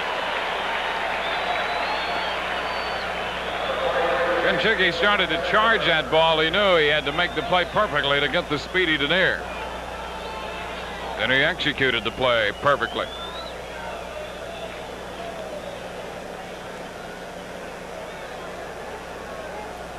Unloaded the ball in a hurry. Ryne Sandberg is 1 for 2 with a base on balls. Looks at a fastball, strike one. Hume is 6'1", 185 pounds. Born right here in Cincinnati. Fly ball left field. Easy play for Cedeno. And Sandberg is out number 2. Well, probably the best line of the week was delivered by Mike Schmidt. They were playing the Dodgers, and Jerry Royce walked into the locker room and said, "Geez, you look like you lost some weight." He says, "Yeah, I had to lose 10 pounds to hit my weight." Schmidt's struggling down around 210. And he can't seem to get that batting average up. Maybe now the shift to first base will help him. Davey Lopes, 1 for 1 with a sacrifice fly and a walk. Looks at a fastball down.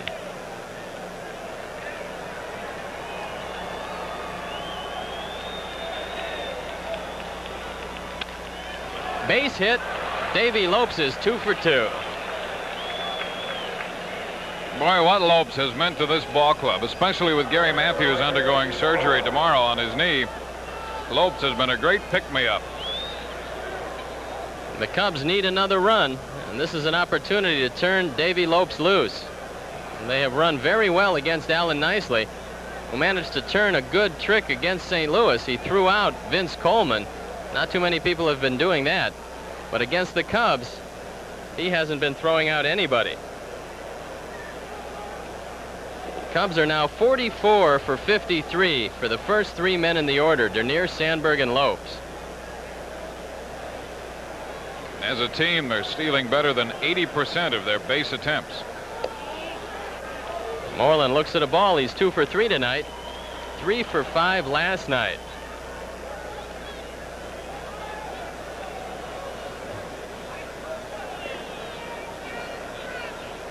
Lopes has not seen the move of Hume yet. Down the line, it's a fair ball. Davey Lopes on his way to third. Parker has the ball, gets it back into the infield. And it's a base hit for Moreland, hit number 3.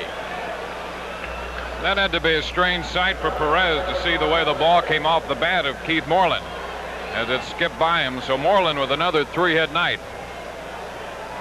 Hit that ball off the end of the bat, and he cues it up that right side by Perez. You don't want to stray too far off first base, as Parker went back to Perez and Moreland got back in. Good base running by Keith Moreland. And the Cubs have runners at first and third, 2 outs. Ron Say getting a chance to add to the lead, and John Franco getting up in the bullpen for the Reds. Say's 1 for 3 with a 2-run homer in the first, running that RBI total to 19 and the home run total to 9. Broken bat. Here comes Parker. The ball drops, gets by Parker. Lopes scores. Here comes Moreland. He's going to score. Lopes on his way to third. It's a triple for Ron Say.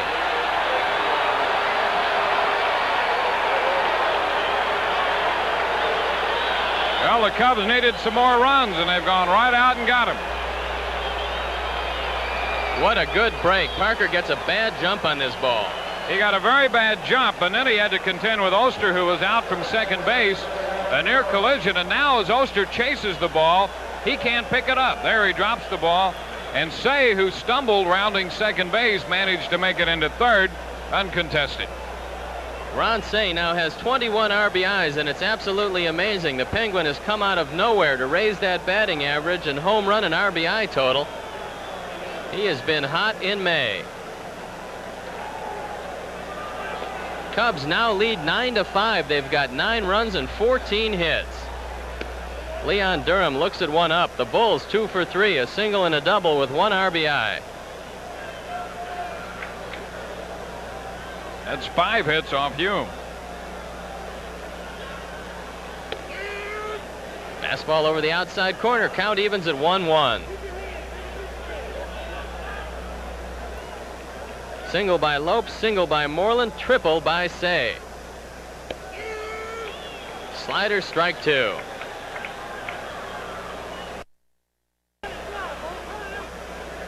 They've been trying to jam Leon Durham this series. Let's see where Hume throws it. Changeup. And you can see Leon with his right hand. He was saying, make him get the ball down.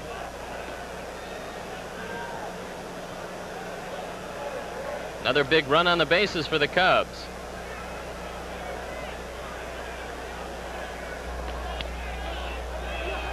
Fouls it off. Count holds at 2-2. 2 outs here in the Cubs' 6th. Hume tried to come in that time, and Durham managed to foul it off. It has been a wild and woolly one here tonight. Cubs broke out on top. Cincinnati came roaring back, but the Cubs, not content to sit on that lead, have been adding to it. Ball 3. Jody Davis on deck.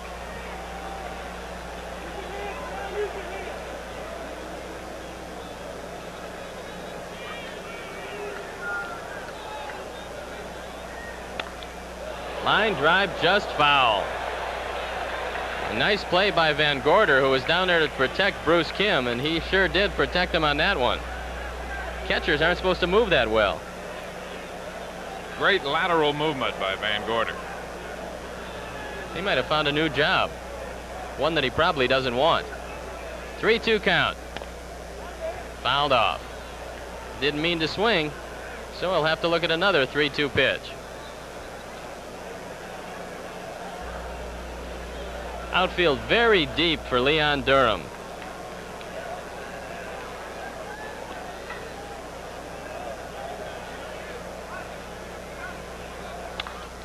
Long drive right field. Back goes Parker. Way back to the wall.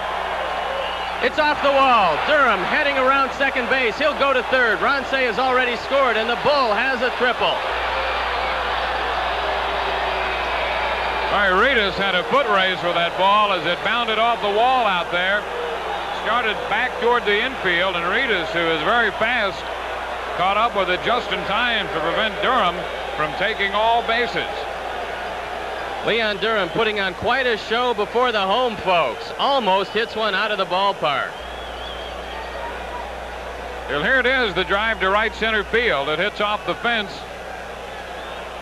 And now Ritas starts that foot race back toward the infield. So Durham's in a position. All he has to do is homer his next time up, and he's hit for the cycle. 17 RBIs now for the Bull. He's on third base with Jody Davis up. Jody's 2 for 2 with a sacrifice fly. He's got 2 RBIs tonight. Nice stop by Allen Nicely. Keeps the Bull at third. 10-5. Cubs with 15 hits. Reds with 5 runs on 7 hits.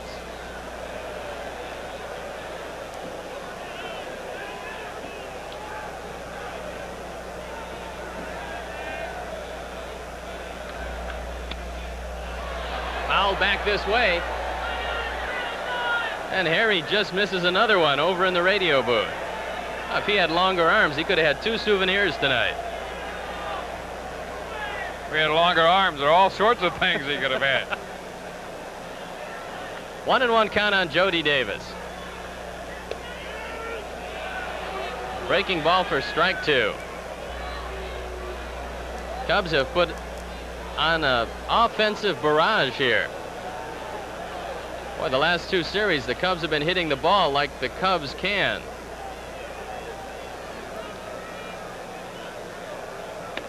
Strike 3. Good inning for the Cubs. 3 runs on 4 hits. At the end of 5.5, it's the Cubs 10 and the Reds 5.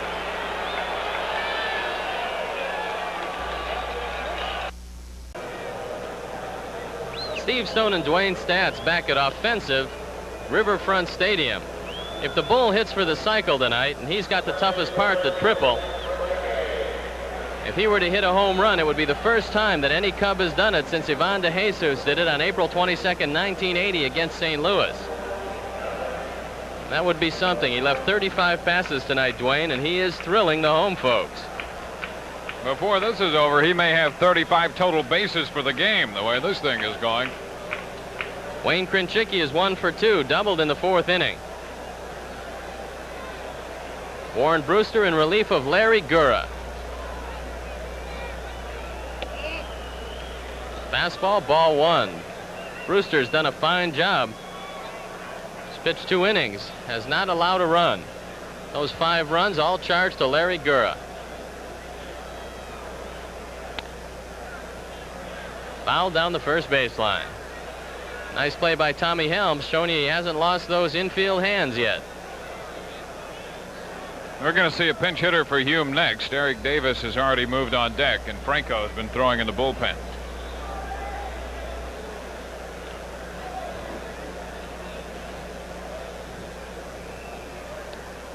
That one misses down. Well, another athlete has moved into the booth, Dwayne. Your old friend Joe Morgan is over there doing the Reds telecast. And I remarked that he was in great shape, and he said, well, I used Willie Stargell as an example. Last year, he could hardly fit in the door when he came down here to do a broadcast for Pittsburgh, and he said, I've got to stay in shape if that's what Willie's going to look like, and Joe looks like he can still play. Talked with Joe before the ball game, and he said he's trying to learn the TV business, and you won't have any trouble doing that. He's never been at a loss for words. In the back of his mind is still management, though. Yeah, I wouldn't be surprised at all to see him leap out of that booth and take over a club. He said his biggest problem was the salary structure and the fact that it's hard to lead the players these days. He says with arbitration and guaranteed contracts, he doesn't know at this point if he'd like to get back in management until they settle this thing with the owners. 2-2 count to Krinchicki. Appeal to Randy Marsh. He says no, so the count goes full. Eric Davis in the on-deck circle.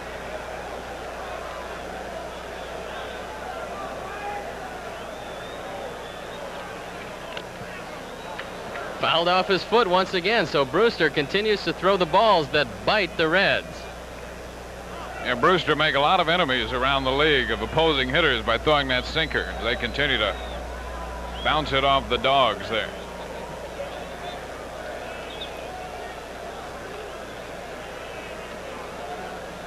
Seems like only pitchers find that funny. Every time a hitter fouls the ball off his foot. Yeah, Krinchicki walked back to the plate and said, Warren Brewster, huh? Ball 4. Krinchicki's on.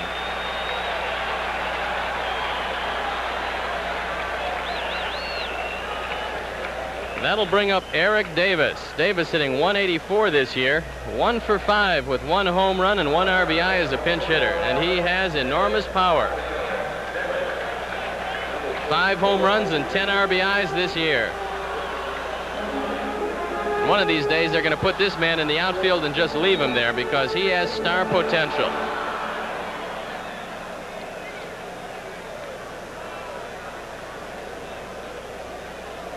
That leg still bothering Krinchicki.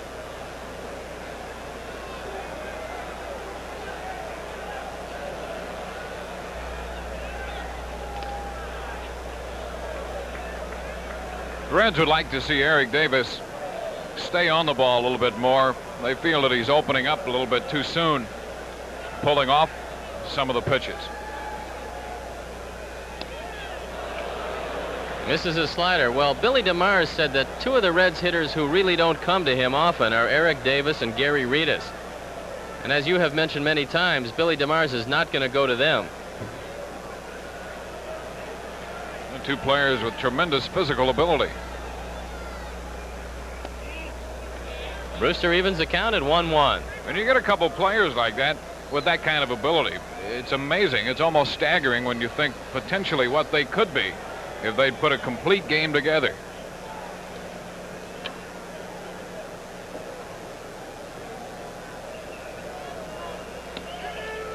Fastball over the inside corner. Well, imagine an outfield of Parker, Riedus, and Davis. You can imagine how fast that can get. That would rival the St. Louis outfield as far as speed.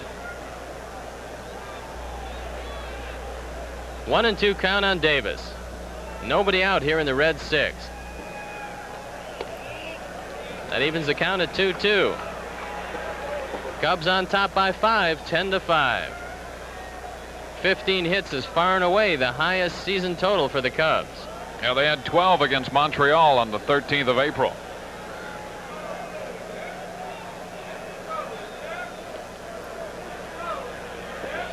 They're only 2 runs behind their single season high in a game this year. They had 12 against San Diego on May the 4th.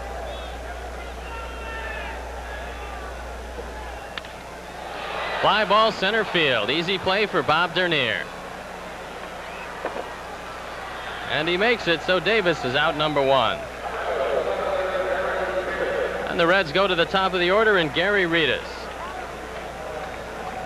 Riedus is 0 for 2, drew an intentional pass in the 4th.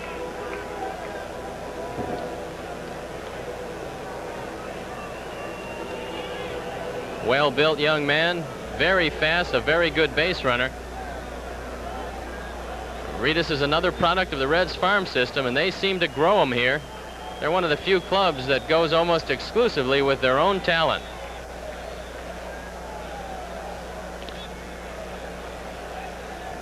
Brewster thinks that Wayne Krenchicki is a stolen base threat. I saw him for 3 years at Baltimore. If he's fast, he hit it well. Ball 1. He must be deceptively slow over there.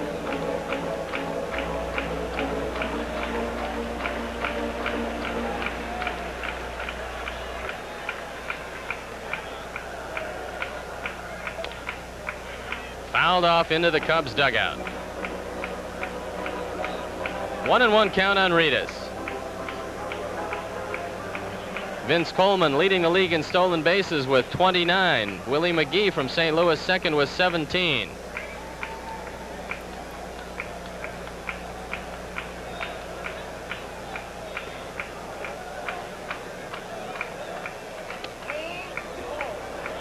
Fastball misses, count goes to 2-1. Riedus pulls the ball a lot, and he's one of those guys, as you mentioned, with outstanding speed. And if he hit the ball the other way a little bit, he could really be a tough customer. He said he was pulling his head at this point, which means he can't hit the breaking ball away. There's the breaking ball away, and he wasn't even close. Well, it's something when a hitter knows what he's doing wrong and then has a hard time correcting it. You would think with all the batting practice they take, somewhere along the line, they would find a way to keep that head in there and hit the ball on the outer portion. Bad habits die hard. Jody wants that sinker inside. Let's see if he gets it there. A little too far inside. The count goes to 3-2.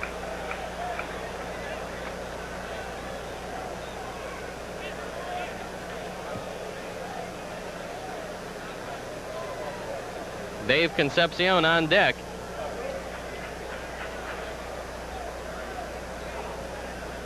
Let's see if Krenchicki's going. No. Left field, fly ball, back goes Lopes. He's back to the wall, it's gone.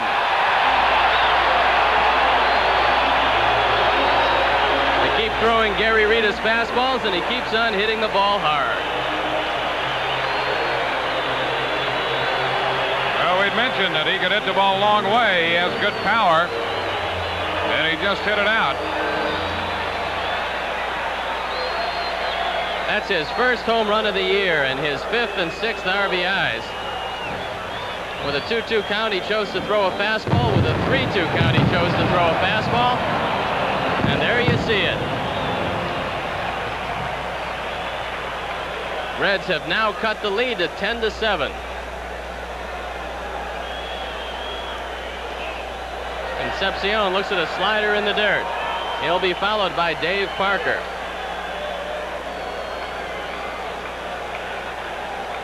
Not a good night for the pitchers.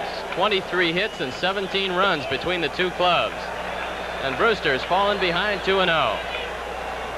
Cubs are going to start to get some action going in their bullpen. George Frazier has just jumped the fence in front of the dugout and is on his way to the bullpen. Ball 3.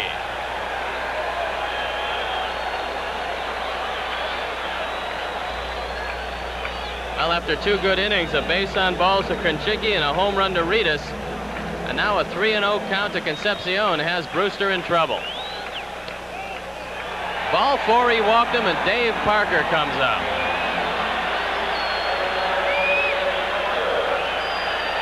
Concepcion, not the easiest man to walk, but Brewster walked him on 4 pitches. And that really puts him in a bit of a bind with Parker coming to the plate. Jody trying to kill some time so George Frazier can get loose.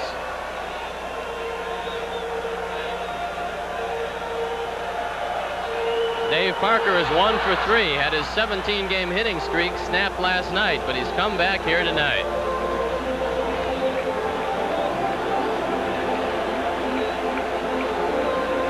Longest outing Brewster's had before tonight was 2 innings. First time out this year against Montreal, and he duplicated that feat on May the 19th against Atlanta. 1 out, Concepcion at first. Cubs lead 10-7.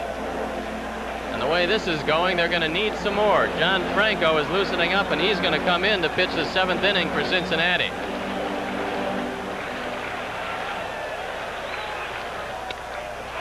Fly ball center field. Bobby Dernier comes in, broke back on the ball. Now he puts it away, so Parker is out number 2.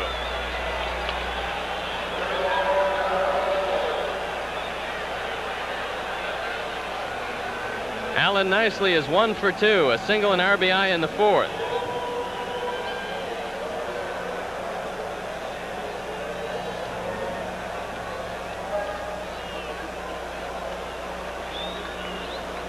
If he tries to pitch nicely like he pitched Ritas, this is going to be a 10-9 game. Nicely has great power. Line drive center field, base hit. It's hit so hard that Concepcion can't advance past second.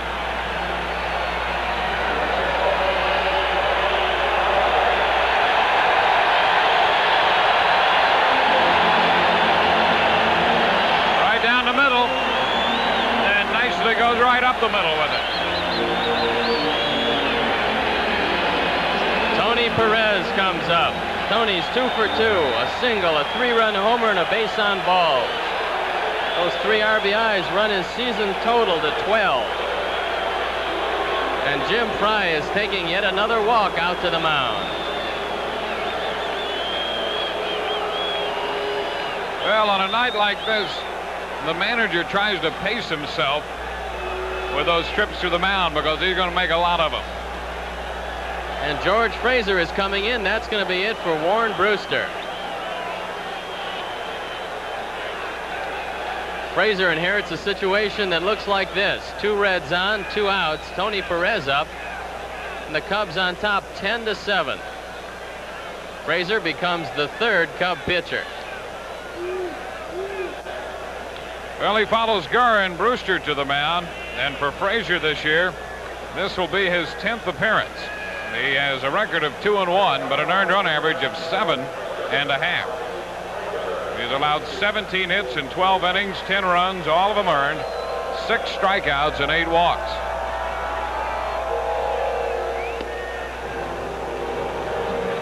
And he's facing a red-hot Tony Perez, who has 12 RBIs in his last 5 games, including 4 home runs in his last 4 games. And the Reds won't die. They keep coming back. You know, last year before Pete Rose took over, you could get on top of this club early, and that would be about it for him. But this year, and when Rose took over last year, this club comes back at you. Rose is a great inspiration.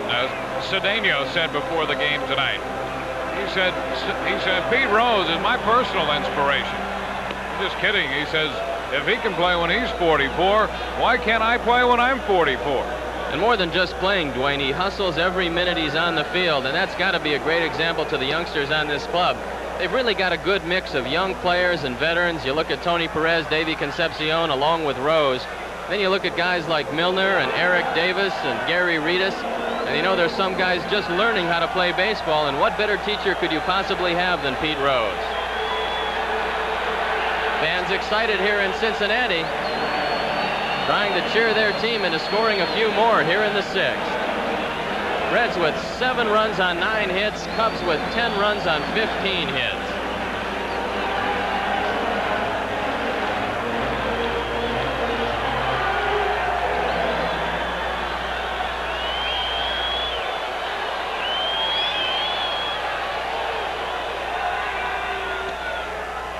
Slider, strike 1.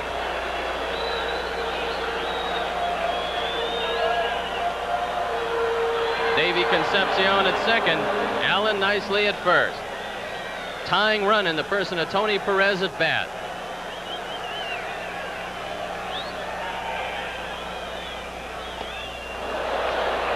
Good forkball, strike 2. Perez quickly in a hole, 0-2. Frazier has been getting hurt on 0-2 pitches the last 3 or 4 times out, so he'll have to concentrate on this one.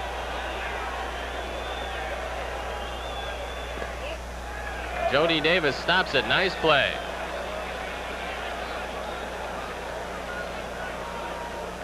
Billy Williams inserts a new baseball into the game.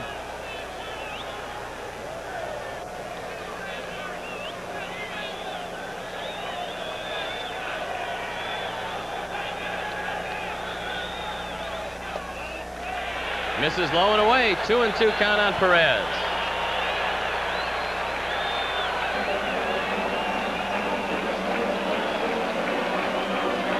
George Frazier on in relief of Warren Brewster. Big pitch. Ball 3. Full count, and now the runners will be going. That will allow nicely to score from first on a double. Frazier did not want to go 3-2. There you look at the man on deck, Cesar Cedeno.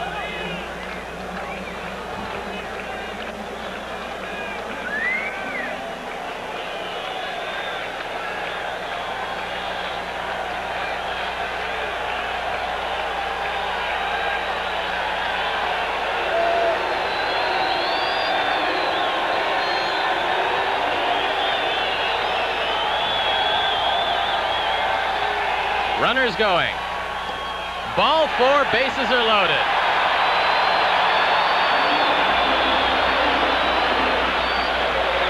After getting ahead of him 0-2, George Frazier missed the strike zone 4 times, and that will put gray hairs on the head of Jim Fry.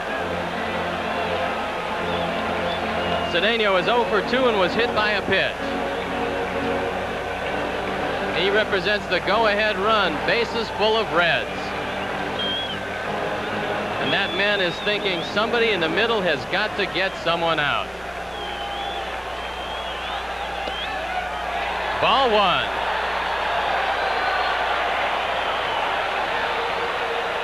Now the Cub pitching has given up 3 walks in this inning. When you do that, that means trouble.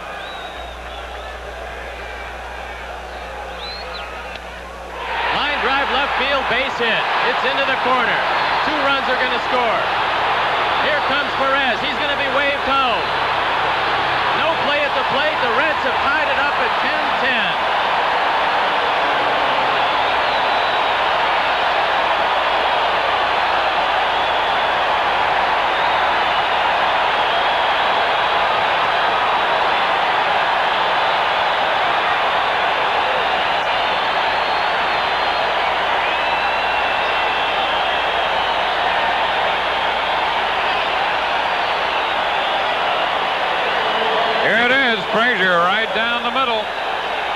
Cedeno ready for it. And he lines a double into the corner, clearing the bases.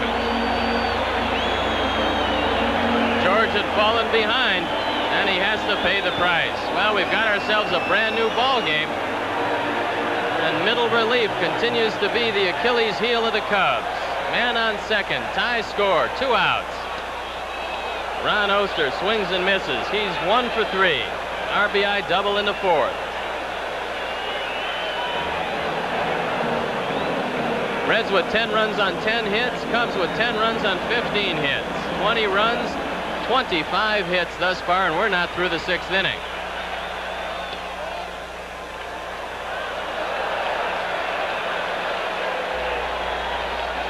One and one count on Oster.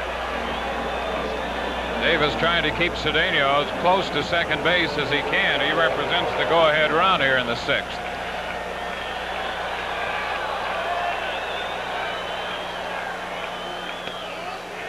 Ball 2.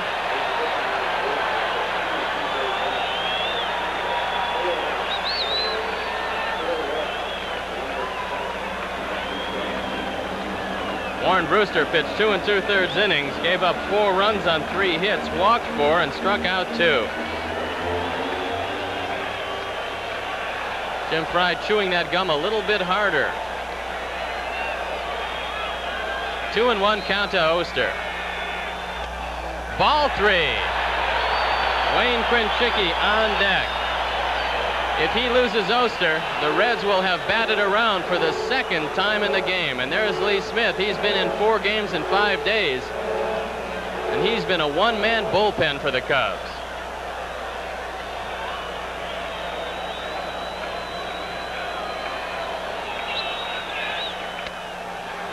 Fouled off. Count goes full.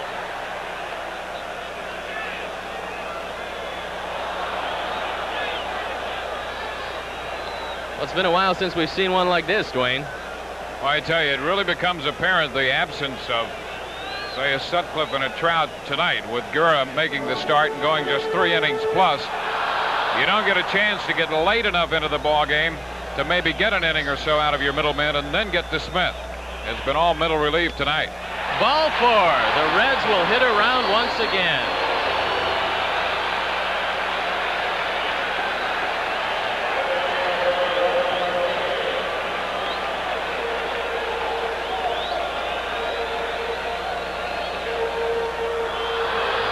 Jim Fry looking at his lineup card, trying to find somebody who can get someone out. Bosley was throwing a little on the side before the game. He might try him. Runners on first and second, 2 outs. Strike 1 to Krenchicki. The bullpen is going to get busy, and it looks like Larry Sorensen. Krenchicki led off this inning with a base on balls. He later scored. Dumps a fly ball to right field. Keith Moreland can't get to it. It's going to fall in. The Reds are going to go on top 11 to 10.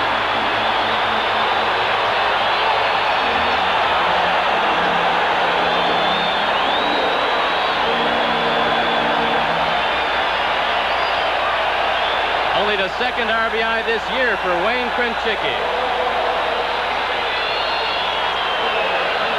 Look at that Reds dugout. They have come from a long way back twice. They have the lead for the first time in this game at 11 to 10. Frazier laid it right in there, and Krenchicki looped it in front of Keith Moreland. Well, Dwayne, you keep making 3-2 pitches long enough, and you're going to get hurt. George Frazier's control has been terrible. There's the brain trust of the Cubs. They are beleaguered at this point. Well, on that pitch, he's fortunate that Krenchicki only hit it for a single.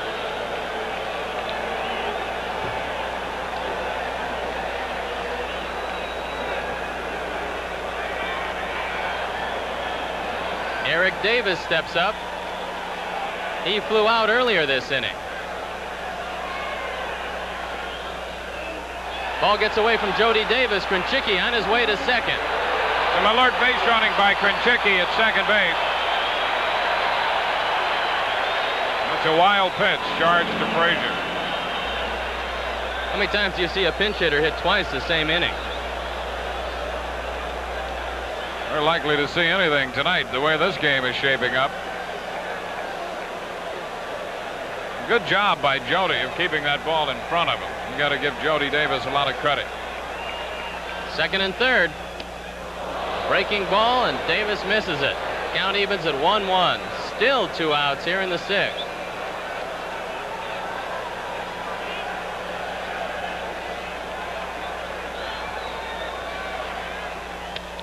Long drive, left field, foul.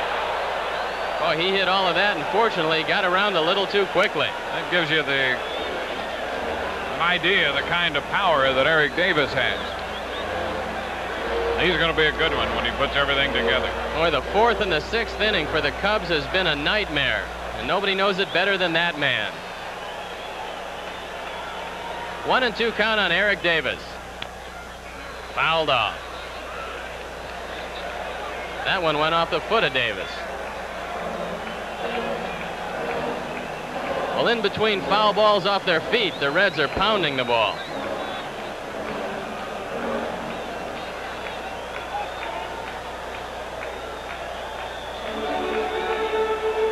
Reds have 6 runs on the board. They've taken the lead 11-10.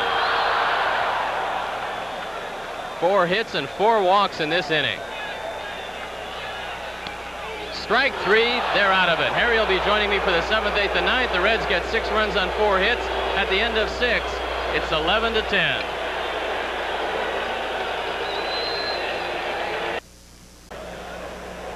With Steve Stone, Harry Carey back at Riverfront Stadium, and what a wild one. The Reds now lead 11-10. John Franco, a left-hander, is the new pitcher. Frank Pastore ought to get the game ball. He's the only one unscored upon. Here's Chris Spire taking a strike, and the count is evened up at a ball and a strike. You know, twice previously this year, Frazier had the same kind of a relief outing. Came in with the score close, tied, or his team ahead, and gave up runs to put the other team ahead. But each time the Cubs rallied, and he turned out winning 2 games in which he was terrible so far as the work that he did. Maybe history will repeat here tonight. Here's Spire. And that evens the count 2-2. Franco's 1-1 with a .386 earned run average, making his 12th appearance in 14 innings. He's given up 16 hits and 6 runs, 1 home run, 11 walks, and 10 strikeouts. 2-2 pitch. There's a drive way back. It might be. It could be. It is. Chris Spire has just tied it up 11-11. Holy cow. The only thing that worries me tonight, they bat last. Spire just crushed that ball, no doubt about it. Cedeno took a token step, but the ball was out of here in a hurry. So John Franco is greeted with a line drive off the bat of Chris Spire, his first homer of the year. RBI number 2. It's a fastball up. No doubt about it. Larry Sorensen is down in the bullpen. There's a look at the Cub dugout. They're probably wondering what in the world you have to do with giving them a 6-0 lead. Then we pulled back out in front after they got 6-5 to 9-5. Now it's tied 11-11. Here's Gary Woods coming out as a pinch hitter, and the strike is called. True Value Hardware will donate another $100 to Cubs Care, Northwestern Memorial Hospital, in the fight against cancer. Here's the ball low. You're watching exciting Chicago Cubs baseball. I think you'll agree to that. Over WGN Channel 9 Chicago, America's #1 sports station. Ball 2 is low. Franco, a left-hander.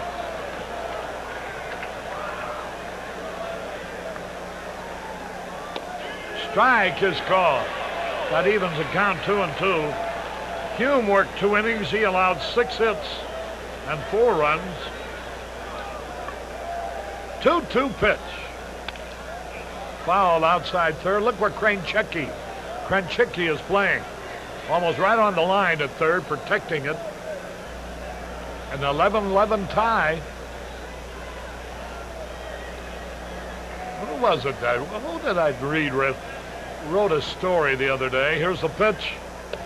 Struck him out. Gary Woods is called out on strike. that the National League would probably be forced to vote in the designated hitter rule because they weren't scoring as many runs in the National League. How about 22 in 6 innings? One of the few guys to take a called third strike. We've had 7 pitchers tonight, and only Frank Pastore has escaped unscathed. Here now is Bobby Dernier with 1 out and 1 in. The pitch, and a little bit low. If you're playing the Pepsi Countdown game, the Cubs now have 39 home runs. That leads the National League.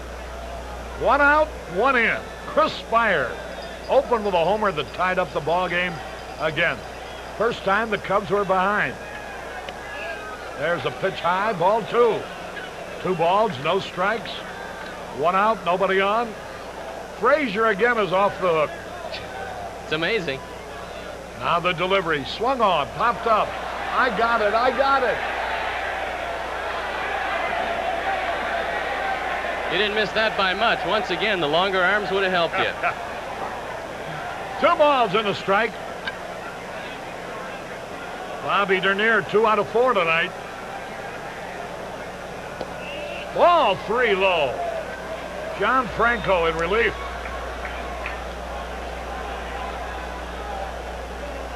He's won 1, lost 1. The pitch. Line drive base hit for Dernier, his 3rd of the game. And his 5th in the 2 games. And his 10th of the year against the Reds in 21 times at bat. Here's Sandberg now. Mike Willis and Chris Bowling, die-hard Cub fans from Louisville, are here. The Reds have another pitcher up, and it looks like Ron Robinson. Here's Sandberg, 1 out of 3 tonight. Davey Lopes is on deck. There's a pitch a little bit outside, ball 1. Franco, 5'10", 175 pounds from Brooklyn, New York. There you look at the man who would be the 5th Reds pitcher. 1 ball, no strikes. There's a curve in there for a strike call. John Franco out of St. John's University. Originally in the Dodgers organization.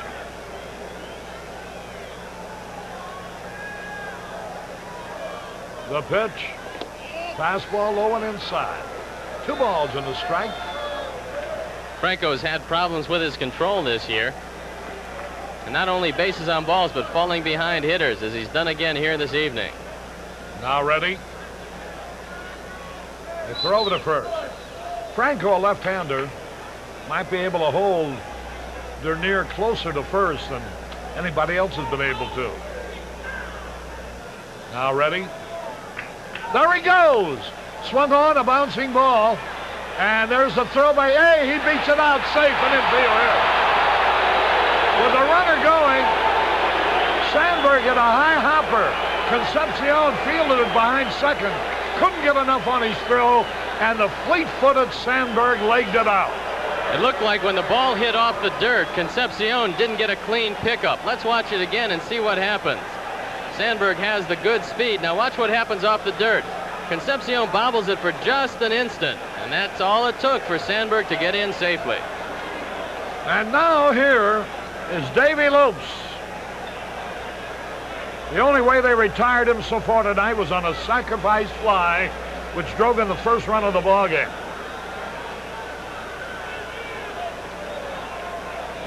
Runners at first and second, 1 out. Lopes facing the left-hander, John Franco.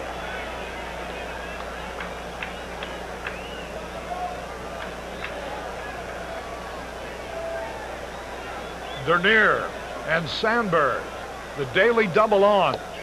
There's a curved strike call. 22 runs and 29 hits, and for those of you that like their baseball offensive, this has been an exciting night. 1 strike and nothing. Here's the pitch.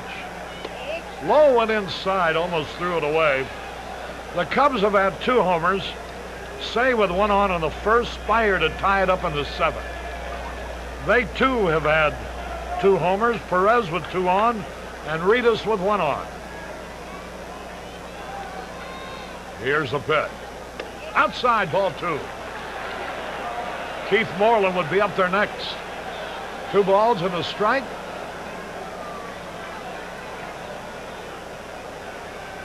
Dale Murphy hit his 12th of the year tonight for Atlanta.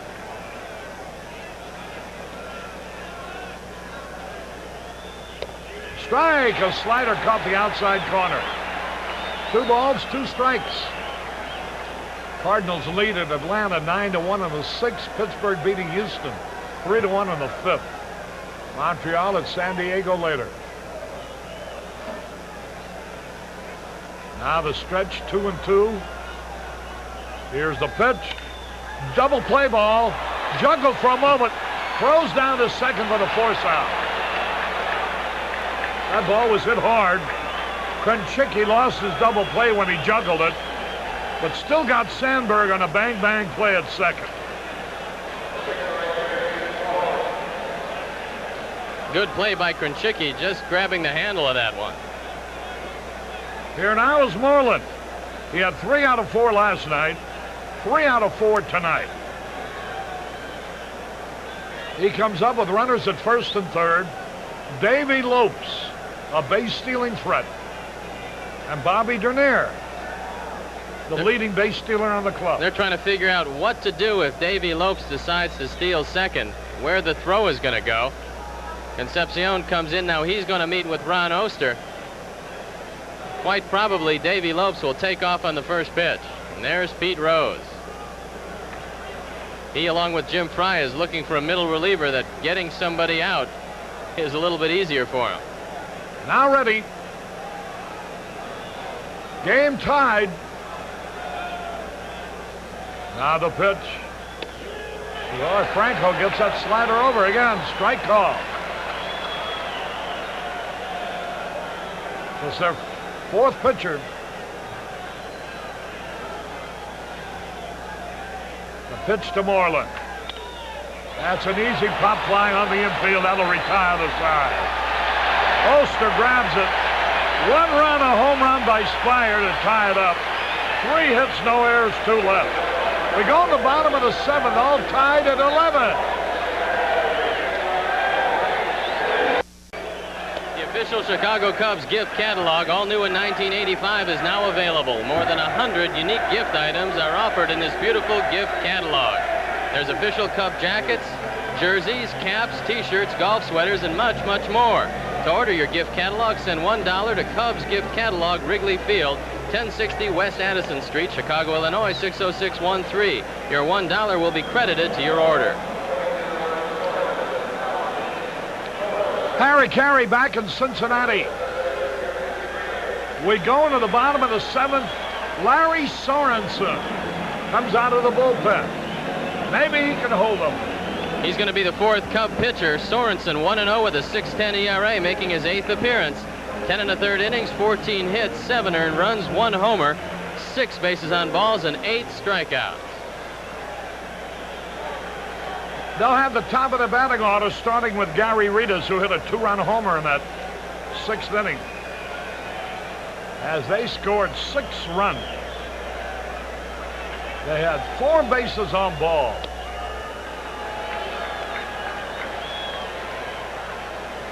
Four hits, 4 bases on balls, a 2-run homer, and a 3-run double. So he's ahead of Ritas now, 0-2. Larry Sorensen has won 1, lost none. High earned run average of 6.10.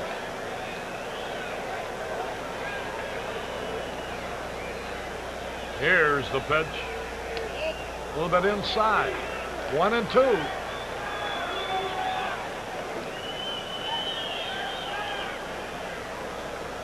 Sorensen, a veteran, broke in with Milwaukee. There's a pitch foul. For about the 6th time tonight, that's off a Red's foot.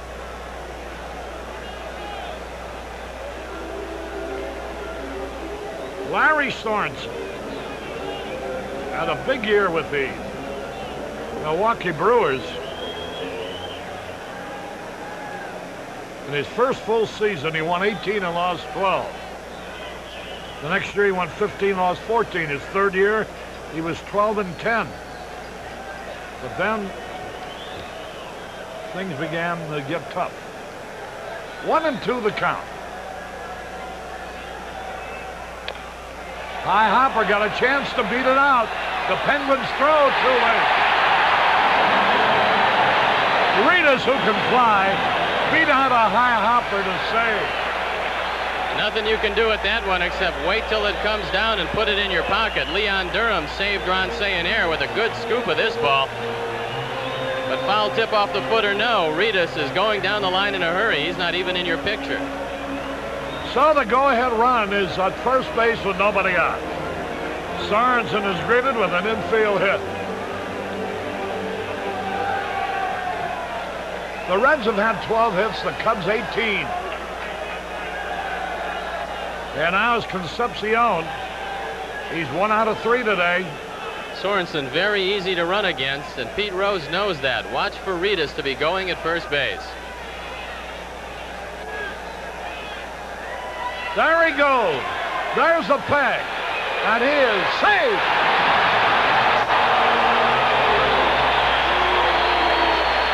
The go-ahead run in scoring position.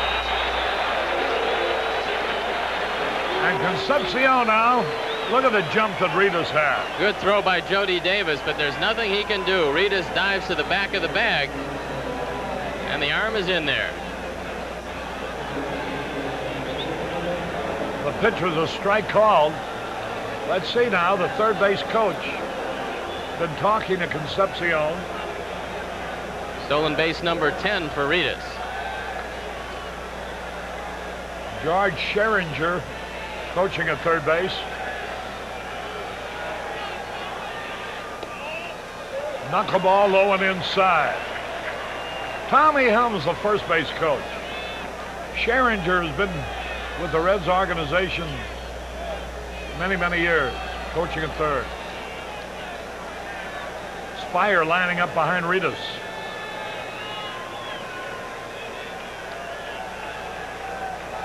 Here's a pitch. Low. Ball 2. You know what I can't help but think, Steve, if the pitching in the minor leagues is worse than this, boy, oh boy. And it must be. Billy DeMars is a fine hitting coach.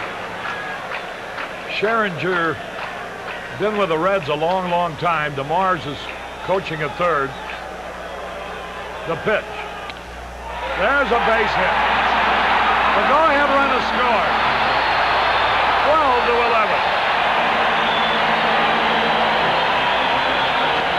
Well, Harry, you said the key to the game was the Reds bat last, and that's what's happened. Cubs put a run, and then the Reds put one on the board. Here's Dave Parker now. Concepcion with RBI number 13. They have had 13 hits. The Cubs have had 18 hits. The Cubs have led 6-0, 6-5, 7-5, 8-5, 8-5, 10-5. Throw to first, the runner back. 11-10 they trailed, tied at 11 all, now trail 12-11. And Sorensen gets ready to pitch to Dave Parker. Fastball outside. Boy, tough part about this, you got to face Mario Soto tomorrow with Dick Ruthven. The odds got to be great in the favor of Soto, who's one of the premier pitchers of the National League. Ball 2.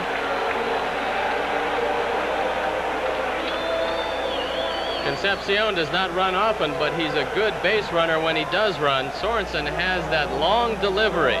He looks to first, then turns his body all around. The runner gets an extra step or two. Now the delivery. Popped it up.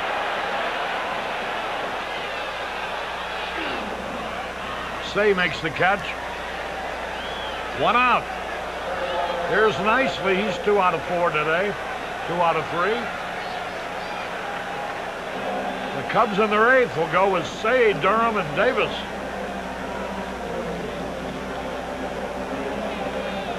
Twelve to 11, the Reds are leading.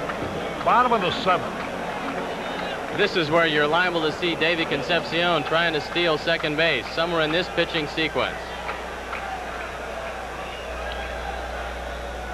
There he fakes going, takes a pitch low. I'm glad he didn't go on that pitch. 1 ball, no strikes.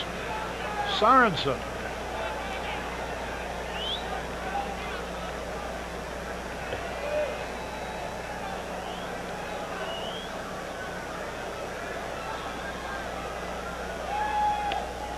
Swung and he missed. That evens the count, a ball and a strike. 31 hits, 23 runs already been scored in this ball game.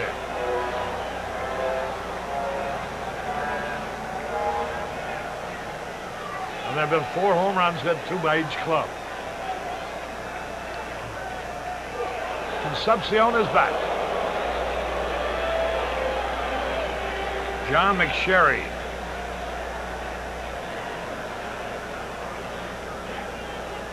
The umpire at first base.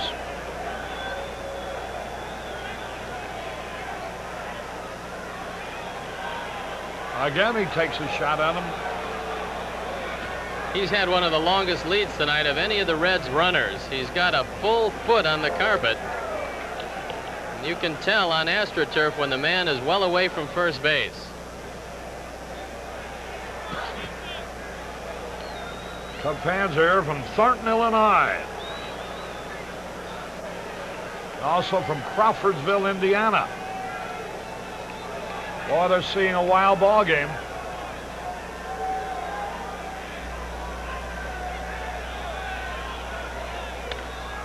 Popped it up. Playable maybe. Jody Davis, no chance. A souvenir for somebody.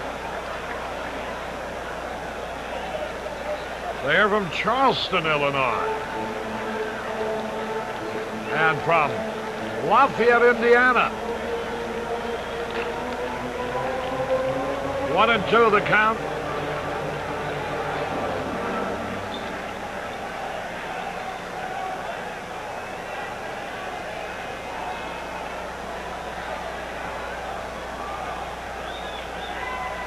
The throw to first, the runner back.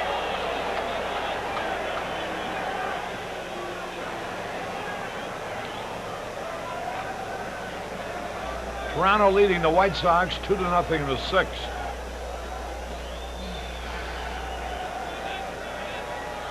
There goes the runner. Swung and he fouled it off. Concepcion will return. Concepcion with a hit that's put him ahead. 12-11.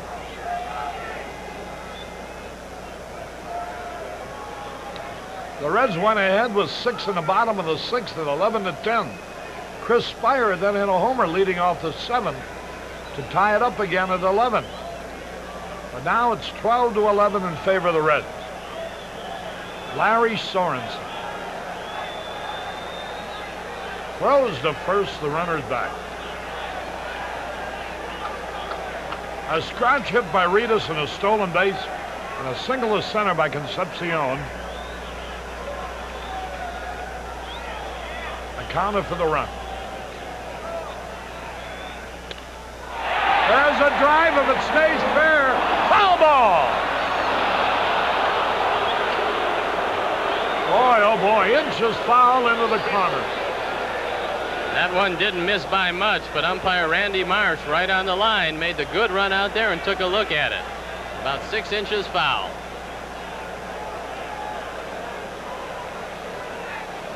One and 2 the count. There you see it. Boy, they lost the game last night because Dave Parker's ball missed being a home run by 2 inches. That one just missed driving in a run. They may have occasion to rue that one later, too. The pitch. High drive. Right center will be caught. Bobby Dernier is there. There's Concepcion tagging up, but goes back to first base. Here's Perez again. Boy, every time you look up, Tony Perez is at bat. He hit a 3-run homer in the fourth to originally put him into the ballgame. Made the score 6-4. But the key play for Perez was against George Frazier. Frazier, first 2 pitches were strikes. And he made Perez look bad on a curveball. But then he couldn't get the ball over the plate again. And he walked him, filling the bases for Cedeno, who doubled to left, driving in all 3 runs.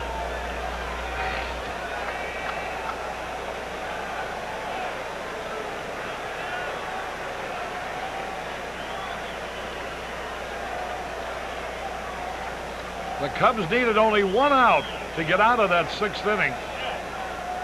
But it took Frazier 5 men before he got that 1 out. 2 walks, a 3-run double, and a 1-run single.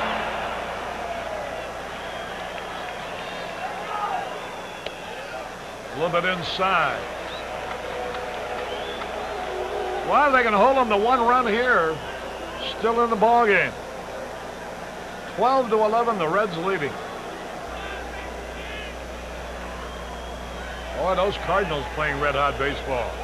We're over to first. Concepcion is back. They're leading in Atlanta 9-1. The Redbirds will be 2 games above 500. It might be only 3.5 games out of first place.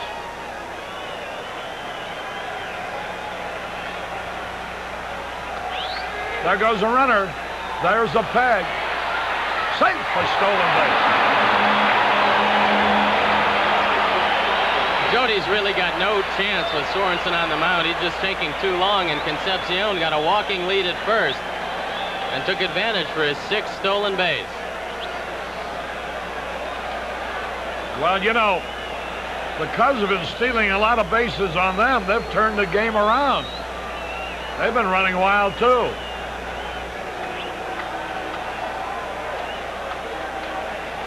They've had 3 stolen bases already. 2 balls, no strike.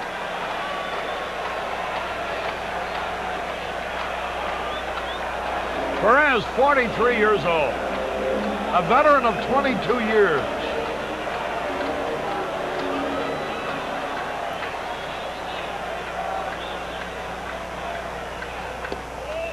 Ball 3. They may turn him loose here. 3 balls, no strikes.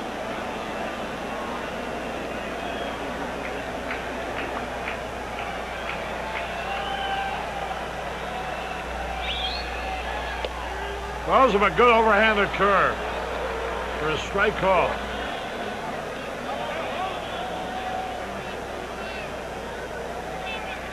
Perez had 12 full years with the Reds before he was traded to Montreal. Then he went to the Red Sox, then the Phillies. Now back home. There's a drive into right field past Durham. Another run will score. Perez doubled past Durham. A 2-run lead now. The Cubs haven't had 1 single pitcher. Perez is leaving the game for a pinch runner. Listen to the crowd.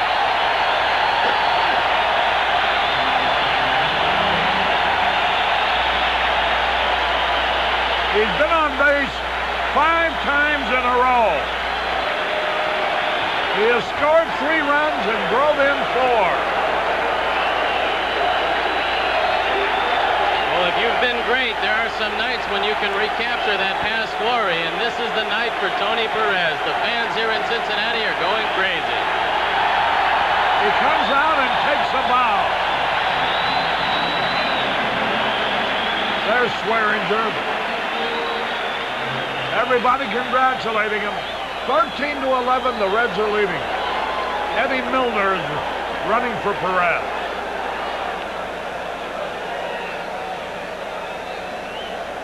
Frazier pitched 1/3 of an inning, 2 hits, 2 walks, 2 runs. Brewster 2 2/3 innings, 3 hits, 4 walks, 4 runs. Gura 3 innings, 6 hits, 5 runs. Sorensen. There's a high pop foul off the bat of Cedeno, but out of play. Sorensen has already allowed 3 hits and 2 runs in the first inning that he has pitched.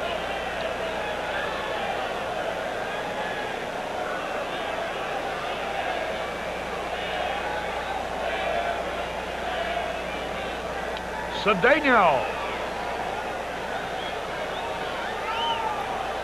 The only good thing that's happened so far tonight is that they have been able to give Lee Smith a little bit of a rest.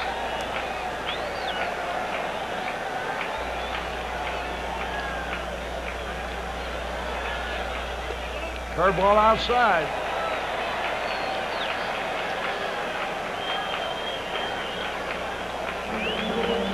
There's Pete Rose. He hasn't played tonight.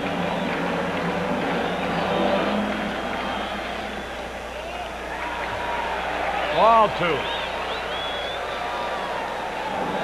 2 balls and a strike.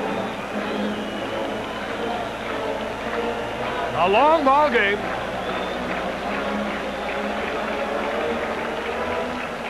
And the Reds are leading 13-11.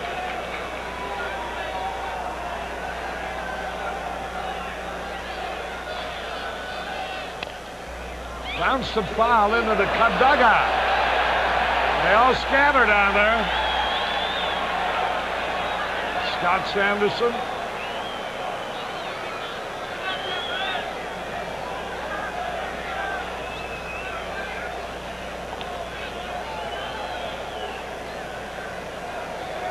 "32 hits, 24 runs. 8 pitchers. I use the term loosely. Ground ball to Say, backs up. Long throw. He gets it. As Durham scooped the throw out of the dirt. 2 runs, 3 hits. No errors and 1 left. At the end of 7, the Reds 13, the Cubs 11. Harry Carey back in Cincinnati. It's 13-11 in favor of the Reds. Ron Say will be leading it off. He's had a triple and a homer, 4 runs batted in. Cubs about hit him 18-14, but in that R column is where it counts, and the Reds lead by 2. Ray Fontenot is loosening up for the Cubs, and Ted Power is in the bullpen for the Reds. There's Franco getting ready.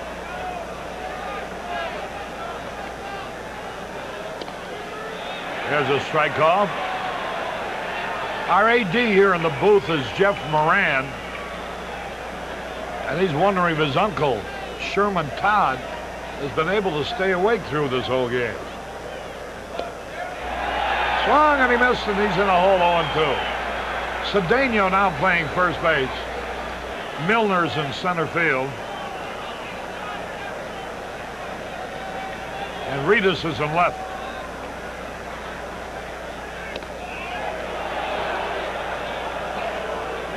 One and 2 the count. 19,478 paid here tonight.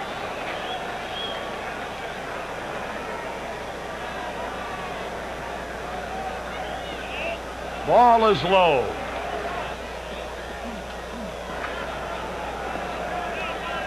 Ron Say with the Cubs trailing by 2.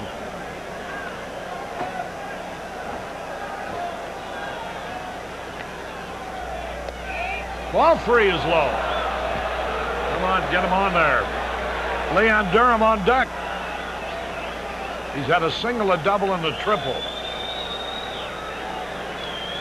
One thing about a carpeted field, the ball sure takes some funny bounces. Stopped him out.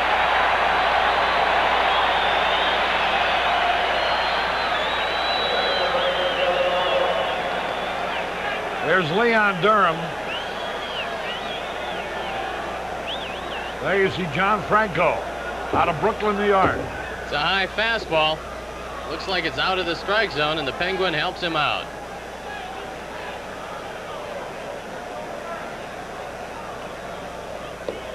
Durham takes it low, ball one. 1 ball, no strikes. Of all the pitchers used tonight, only one has not been scored on. That was Frank Pastore. He came into the ball game in the 3rd. Pitched an inning and 2/3, allowed 2 hits and no runs. Everybody else has been scored on at least once. There's a little broken bat, a little hopper, that'll be easy. Oster throws him out, and time is running out on the Cubs. 2 out here in the 8th. Here's Jody Davis. He's driven in 2 runs.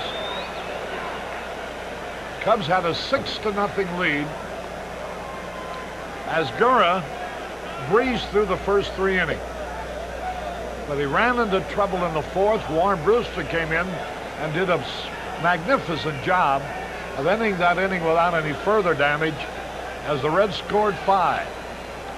But then the Cubs came back with 1 in the 5th and 3 in the 6th, and it was Brewster who could not hold on. And then Frazier came in, and most of the damage was done off him. 2 out, nobody on.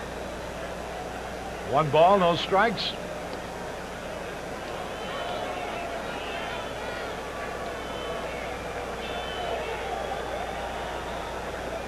Now the pitch.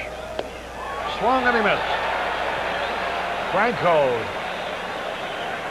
pitching with increasing confidence. A ball and a strike. He came into the ball game in the 7th inning and gave up a game-tying home run to Spire. And the next 2 men also hit safely. A little tap, that's going to be easy. Krenchicki fires. 1, 2, 3. That's the first time tonight that the Cubs have been retired in order. We go into the bottom of the 8th. 13-11 Cincinnati.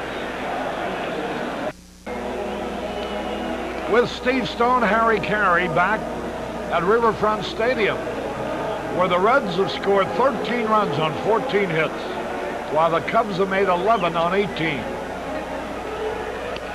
The Cubs were retired in order by John Franco in the 8th, marking the first time in this ball game that they didn't have a base runner.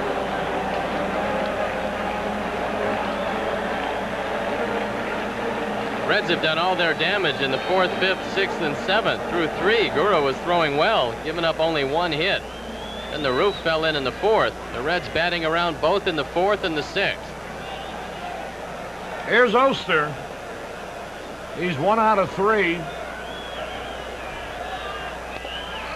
He was going to bunt. Bunt's fouled for a strike. San Diego out in front of Montreal 2-0 in the 2nd. Pittsburgh leading Houston 3-1 in the bottom of the 6th. Cardinals over Atlanta 9-3 in the 8th.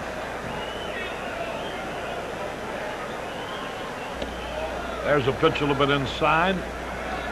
The Myers family from Billings, Montana, watching the ball game.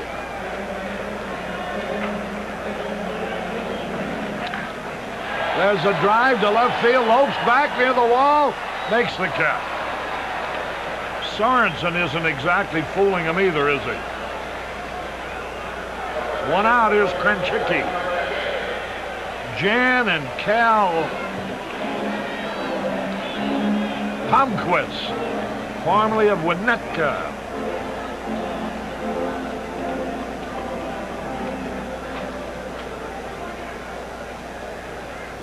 Watching the ball game, here's Krenchicki. Curve outside. 1 ball, no strikes. They're here from East Lansing. A little bit inside, ball 2. They're also here from Mishawaka, Indiana. and from Richmond, Indiana. And the Patricios from Piqua, Ohio. There's a strike call.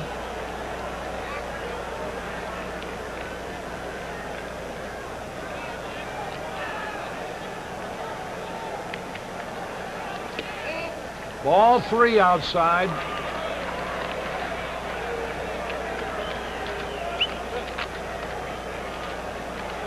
Three balls and a strike.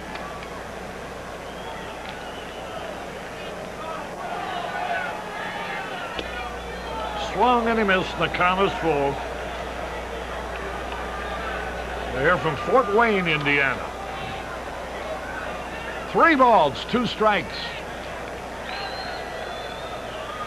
Walked in. You know, Harry, Jim Fry before the game brought up an interesting point. He said in years past, there's only a couple guys in every lineup that would run against you, and they would only run late in the game. He said nowadays, every team has 3 or 4 runners, and if you can't hold a man at first base, you absolutely cannot win in the major leagues. And we have some guys who have a lot of trouble holding people close at first. And unfortunately, too many people get on first against them, too. Throw to first, the runner back. The Cubs will play an exhibition game Thursday in Des Moines. Now the pitch, he's going to bunt. He does. The Penguin throws the first where Sandberg takes the throw. Franco sacrifice. Here's Gary Ritas. He's 2 out of 4.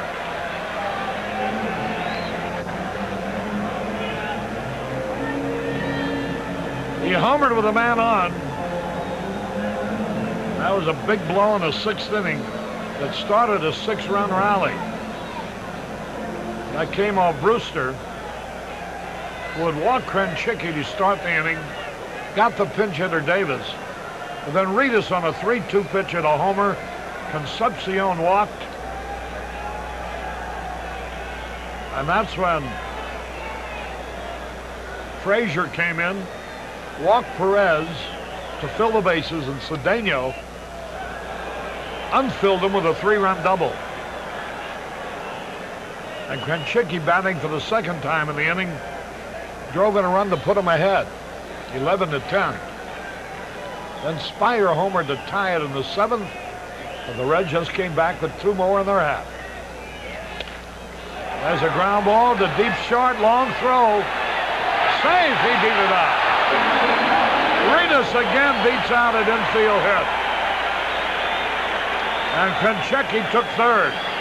If he hits the ball on the ground and you have to move a couple of steps to either side, it's tough to throw him out. Chris Spire in the hole tries the throw that Davey Concepcion patented, that one hop off the AstroTurf, and that's not enough. Ritas has hit number 3. That's a 4th hit off Sorensen in 2 innings. Frazier allowed 2 hits and 2 walks in 1/3. Brewster 3 hits and 4 walks in 2 1/3, 4 runs scoring. Here's Concepcion. Go to first, the runner back.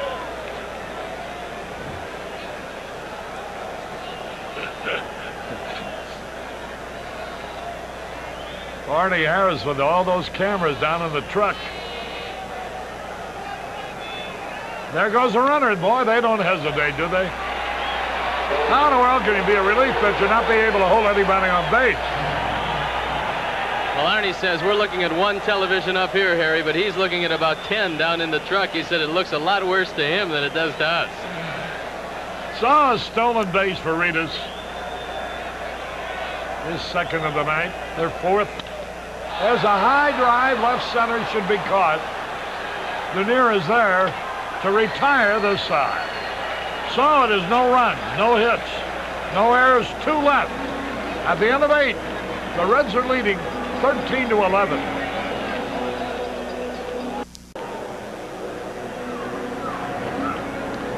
Harry Carey back at Riverfront Stadium. We go into the top of the 9th inning.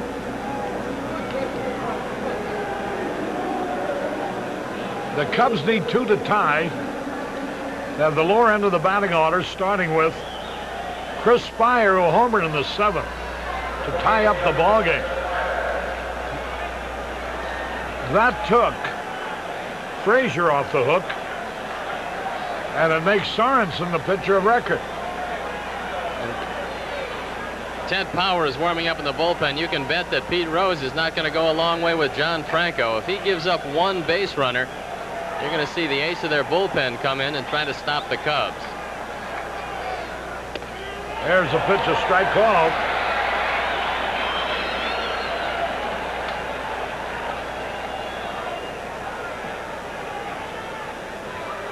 Brian Dayette is swinging a bat. He's going to be the pinch hitter. A ball and a strike on Spire. Bouncing ball up the middle, and is through, a base hit. Spire comes through with a single to center. And the Cubs are still alive.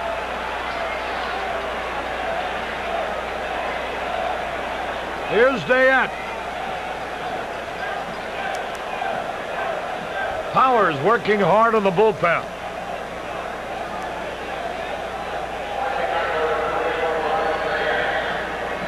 Well, Dayette had a grand slam to win a ball game against the Reds in Chicago. He could tie it up with 1 here. Dayette will be the pinch hitter. A little surprised that John Franco is still in this one. Now the pitch. Curveball low and inside. 1 ball, no strikes. What a parade of pitchers.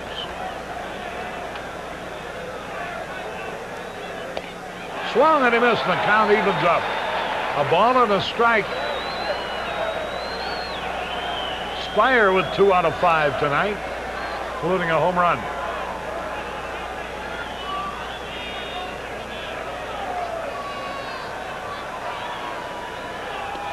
Strike call. And he's in the hole, 1 and 2. He's batting for Larry Sorensen.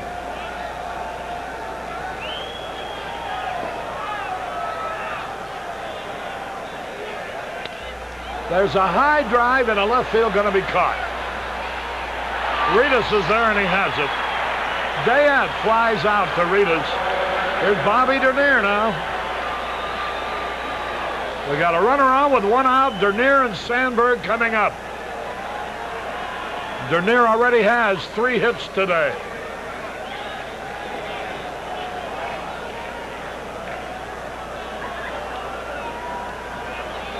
The Cubs with 19 hits.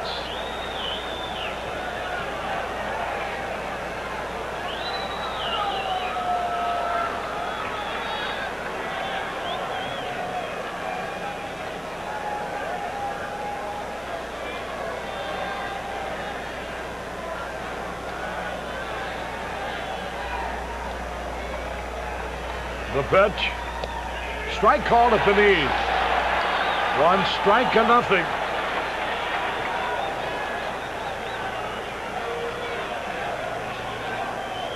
Spire, the runner at first. Double play ball. Out at second. The game is over. Dernier rolled into a double play. 6-4, 3 and out. And this series is all evened up.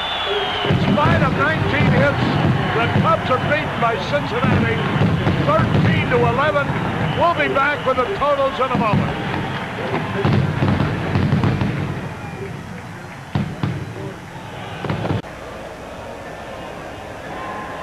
With Steve Stone, Harry Carey back in Cincinnati. It's hard to lose a game when you make 19 hits, I guess. But the Cubs did that, and the Reds beat them 13-11. You got to give these Reds a little bit of credit too. They kept bouncing back.